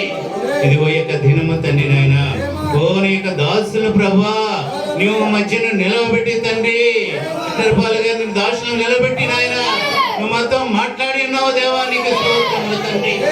ఇదిగో నేను చివరి దినాల్లో ఈ కడవరి దినాల్లో ప్రభువా వధువు ఏ విధంగా సిద్ధపడవలసి ఉన్నదనేది నాయన పరలోక పెండ్లి కుమారుడు భూలోక పెండ్లి కుమార్తె యొక్క భవిష్యత్ రోమనే వర్తమానం ద్వారా మాతో మాట్లాడి ఉన్నావు తండ్రి, నీకు స్తోత్రములు తండ్రి. ఇదిగో చివరి కాల వర్తమానము తండ్రి ఓ భయంకరమైన మహాదినము రాకమనపు బాబా ఓ తండ్రి లేక హృదయమును పిల్లల వైపు తిప్పి ఆ గొప్ప ప్రవక్తను మాకు పంపించినావు తండ్రి. ఓ 7వ దూత పలుకు దినముల పోచుండగా దేవుడు తన దాసుల ప్రవక్తలకు తెలిపిన సువార్త ప్రకారము దేవుని మర్మము సమాప్తమైందని తెలియజేస్తున్నావు తండ్రి. అవును ప్రభువా నాయన మొదటి 2000 సంవత్సరంలో తండ్రి ఓ ఆ యొక్క నీటి వరద చేత నాయన ప్రపంచాన్ని నాశనం చేస్తావు తండ్రి. ఆ యొక్క పాపమంతటిని కడిగి వేసి ఉన్నావు ప్రభువా. మరలా 2000 సంవత్సరములు ప్రభువా ఆ యొక్క యేసుక్రీస్తు ఈ లోకానికి భూమి మీదకి తీసుకొని ప్రభువా యేసుక్రీస్తుకి లోకానికి వచ్చి తండ్రి నీ రక్తము చేత శుద్ధి చేసి ఉన్నావు ప్రభువా. మరలా ఈ యొక్క 2000 సంవత్సరాల్లో ప్రభువా ఓ నాయనా నీవు నాయన అగ్ని చేత నాయన ఈ యొక్క భూమిని పరిశుద్ధపరచబడిపోవచ్చున్నావు తండ్రి. ఓ ప్రభువా నీకు స్తోత్రాలు చెల్లిస్తున్నాం తండ్రి. ఇదిగో నీ యొక్క వధువు ప్రభువా మరలా ఈ భూమి మీద నేను స్థిరపరచబడడానికి తండ్రి ఓ ఇక భూమి మీద నివసించడానికి తండ్రి ఓ నువ్వు ఏర్పరచుకున్నటువంటి వధువుని బట్టి నీకు స్తోత్రాలు చెల్లిస్తూ ఉన్నాం ప్రభువా. ఇదిగో దేవుని నివాసం మనుషులతో కూడా ఉన్నదని నువ్వు తెలియజేస్తున్నావు తండ్రి. ఈ చివరి కాలపు వధువు నాయన అది ఎంత మాత్రమున మోసపరచబడదు. ఓ మొదటి వధువు నాయన ఓ ఏదైనా తోటలో ఆదాము వదిలి మోసపరచబడింది ప్రభువా. ఓ క్రీస్తు శకం 325వ సంవత్సరంలో ఆ యొక్క అపోస్తలుల బోధ వైపు తిరిగినటువంటి వధువు కూడా అది మోసపరచబడింది ప్రభువా. కానీ యొక్క ఈ చివరి కాలపు వధువు తండ్రి ఈ క్రీస్తు వధువు ఎంత మాత్రమును ప్రభువా అది మోసపరచబడదు ప్రభువా. అది వివేచన కలిగినది ప్రభువా. అది జ్ఞానము కలిగిన వధువు అయినది ప్రభువా. ఓ జగత్ పునాది వేయబడక మునిపే ప్రభువా ఆదికాండం మొదటి అధ్యాయం మొదట వచనానికి ముందే ప్రభా God's plan of the redemption, అది దేవుని యొక్క విమోచన ప్రణాళిక ఉన్నది ప్రభా. కాబట్టి ఈ వధువును నువ్వు ఏర్పరచుకున్నావు ప్రభా. ఇదిగో నాయన ఇక దీనము తండ్రి, ఈ యొక్క స్థలములో కూడా ఉన్న ప్రతి ఒక్కరితో ప్రభా నువ్వు మాట్లాడేవు తండ్రి. ప్రతి ఒక్కరు వధువుగా సిద్ధపడి తండ్రి మళ్ళా ఈ భూమి మీదనైనా ఆ యొక్క నివాసమునైనా ఏర్పరచుకునే పరిపాలనలో కూడా మేము ఉండగలుగుతూ సహాయం ఇచ్చేయండి. అవును ప్రభా, ఈ చివరి కాల ప్రవక్త ద్వారా పలికించిన ప్రతి దర్శనము కూడా తండ్రి అది నెరవేరి ఉన్నది ప్రభా. మొదటి ప్రపంచయుద్ధము, రెండవ ప్రపంచయుద్ధం కూడా జరిగినది ప్రభా. అలాగే తండ్రి నాయన అర్మోగయుద్ధం అనగా మూడవ ప్రపంచయుద్ధం కూడా తండ్రి అది జరగవలసి ఉన్నది ప్రభా. ఈ వధువు ఈ భూమి మీద నుంచి ఎత్తబడిన తర్వాతనే ప్రభా ఆ మూడవ ప్రపంచయుద్ధం జరిగిన ప్రభా. కాబట్టి ఆ యొక్క భయంకరమైనటువంటి తీర్పును తండ్రి ఆ శ్రమల కాలంలోనైనా వధువు ఎంత మాత్రమున తండ్రి విడిచిపెట్టబడదు ప్రభా. కాబట్టి ఇక్కడ ఉన్న ప్రతి ఒక్కరు ప్రభా ఆ యొక్క మొదటి మెట్టు నాయన ఎక్కినైనా నాయన పేతురు చెప్పినట్లుగా తండ్రి మీరు మారు మనసు పొంది పాప క్షమాపణ నిమిత్తము ప్రతివాడు యేసుక్రీస్తు నామములో బాప్తిసం పొందిడి, అప్పుడు పరిశుద్ధాత్మ అనే వరాన్ని పొందుదురని నాయన ఆ యొక్క వాగ్దానము తండ్రి ఇప్పుడు అది భూమి మీద వధువుకి నెరవేర్చబడుతుంది ప్రభు. నీ కార్యం జరిగించండి. ఇదిగో ఈ దినములు నాయన నీ యొక్క వాక్యం ద్వారా తండ్రి మా అందరితోనూ నాయన నువ్వు మాట్లాడి ఉన్నావు తండ్రి. నాయన మా అందరి హృదయాలను తండ్రి నాయన కలవరం లేకుండా ప్రభా ప్రతి ఒక్కరి కలవరము తీసుకుని ప్రార్థిస్తూ ఉన్నాము తండ్రి. మా కొరకు గొప్ప నివాసం నాయన నువ్వు ఏర్పరుస్తూ ఉన్నావు తండ్రి. ఇదిగో నాయన పౌలు గారు తెలియచేస్తున్నారు తండ్రి, భూమి మీద మీ నివాసమైన ఈ గుడారము శిథిలమైపోయినను, చేతి పని బాగా కట్టబడినది నిత్యమైనది మరొక నివాసము పరలోకమందున్నదని తెలియచేస్తున్నావు తండ్రి. ఆ నిశ్చేతములో తండ్రి ఆ థియోఫనీలో ప్రభా మేమందరం ఉండగలుగుటకు సహాయం చేయండి. ఈ గొప్ప కార్యం జరిగించండి తండ్రి. ఈ స్థలంలో కూడి ఉన్న ప్రతి ఒక్కరిని నువ్వు దర్శించు. ప్రతి ఒక్కరి హృదయము అంతరంగము తండ్రి ఆ హృదయము తెరవడినట్లుగా ప్రభా అందరి హృదయము తెరవడినట్లుగా సహాయం చేయండి. ఈ వాక్యము తండ్రి బిడ్డల నాయన సమయంలో ప్రభా తమ గృహాలకు వెళ్ళిచ్చిండుగా తండ్రి నాయన ఆ అమ్మాయి మార్గంలో వెళ్ళిచ్చిన మనుషులు తండ్రి ఏ విధంగా అయితే యేసుని గురించి దర్శించుకొనిచున్నారో ఈ దినము కూడా అదే కార్యం జరిగిన గాక. వారి గృహాలకు వెళ్ళిచ్చిండుగా ఆ వర్తమానం గురించి మాట్లాడుకునేలాగా సహాయం చేయండి తండ్రి. ఈ గొప్ప కార్యం జరిగించండి. కొడుకున్న ప్రతి ఒక్కరిని దర్శించండి. ప్రతి వాళ్ళని గొప్ప కార్యం జరిగించండి. ఈ చివరి కాల వర్తమానం ద్వారా నాయనా నువ్వు దర్శించమని ప్రార్థిస్తున్నాను తండ్రి. నీ కార్యము జరిగించండి. సమస్త మహిమ ఘనత ప్రభావములు నీవే పొందుకోమని మా ప్రభువును రక్షకుడైనటువంటి యేసుక్రీస్తు నామములో ప్రార్థించి అడిగి వేడుకొనిచున్నాము తండ్రి. ఆమేన్ ఆమేన్.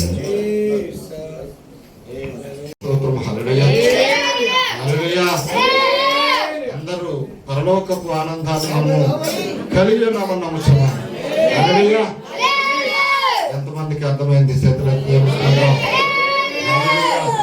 మనము ఈ లోకము శాశ్వతమైనది కాదు, కానీ శాశ్వతమైన లోకం కోసం మనం ఎదురు చూస్తూ నిరీక్షిస్తూ దాన్ని కనిపెట్టి ఎదురు చూస్తున్నాం కనుక ఆ పని మీద మనం అందరం ఉండాలని ఈ సంవత్సరం నూతన సంవత్సరంలో ఏ సమయం ఎప్పుడు ఎలా మార్చబడుతుందో మనకు తెలియదు, కానీ ప్రారంభంలోనే గొప్ప వర్తమానం దేవుడు మనకు స్తోత్రం. హల్లెలూయా హల్లెలూయా.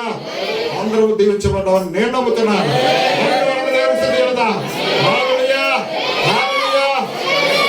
మరొకసారి కూడిన పరిశుద్ధులందరికీ ఆహ్వానాన్ని మన్నించి వచ్చిన మరి అందరికీ పేరు పేరున నా యొక్క కృతజ్ఞతలు తెలియజేస్తా ఉన్నాను. ఎందుకంటే చాలా చాలా దూరాల నుంచి ప్రయాసపడి వచ్చారు. మరి సమయానికి ముగించి పంపించాలని ఆశపడ్డాం. నిశ్చయంగా దేవుడు దాన్ని నిశ్చయం చేశాడు. హల్లెలూయా. అందరికీ పేరు పేరున హృదయపూర్వక వందనాలు. అలాగే బిడ్డలు సంఘ బిడ్డలు చాలా ప్రయాసపడి మీ అందరి కోసము మరి ప్రేమ విందును కూడా ఏర్పాటు చేశారు. అందరూ మరి చక్కగా భోజనం చేసి మరి మీ గృహాలకు మీరు వెళ్లాల్సిందిగా ప్రభు పేరట మనవి చేస్తున్నాను. అంతేకాదు ఈ యొక్క చిన్న గుడారం కోసము, చిన్న మందిరం కోసము, ఈ చిన్న గుడారంలో మందిరంలో సిద్ధపడుతున్న వధువు కోసము మీ యొక్క అనుదిన ప్రార్థనలో జ్ఞాపకం చేసుకుని మా అభివృద్ధిని మరి నిశ్చయంగా మీరు తలంచాలని ప్రభు పేరట కూడా మనం చేస్తున్నాం. చివరిగా మనందరం ఆశీర్వాదంతో వెళ్తాం. మరి దైవజనులు ఎట్లపాలయ్య గారు వచ్చి మరి ఆశీర్వాదం ఇవ్వాల్సిందిగా ప్రభు పేరిట మనం చేస్తున్నాం. అందరూ లేచి నిలబడదాం.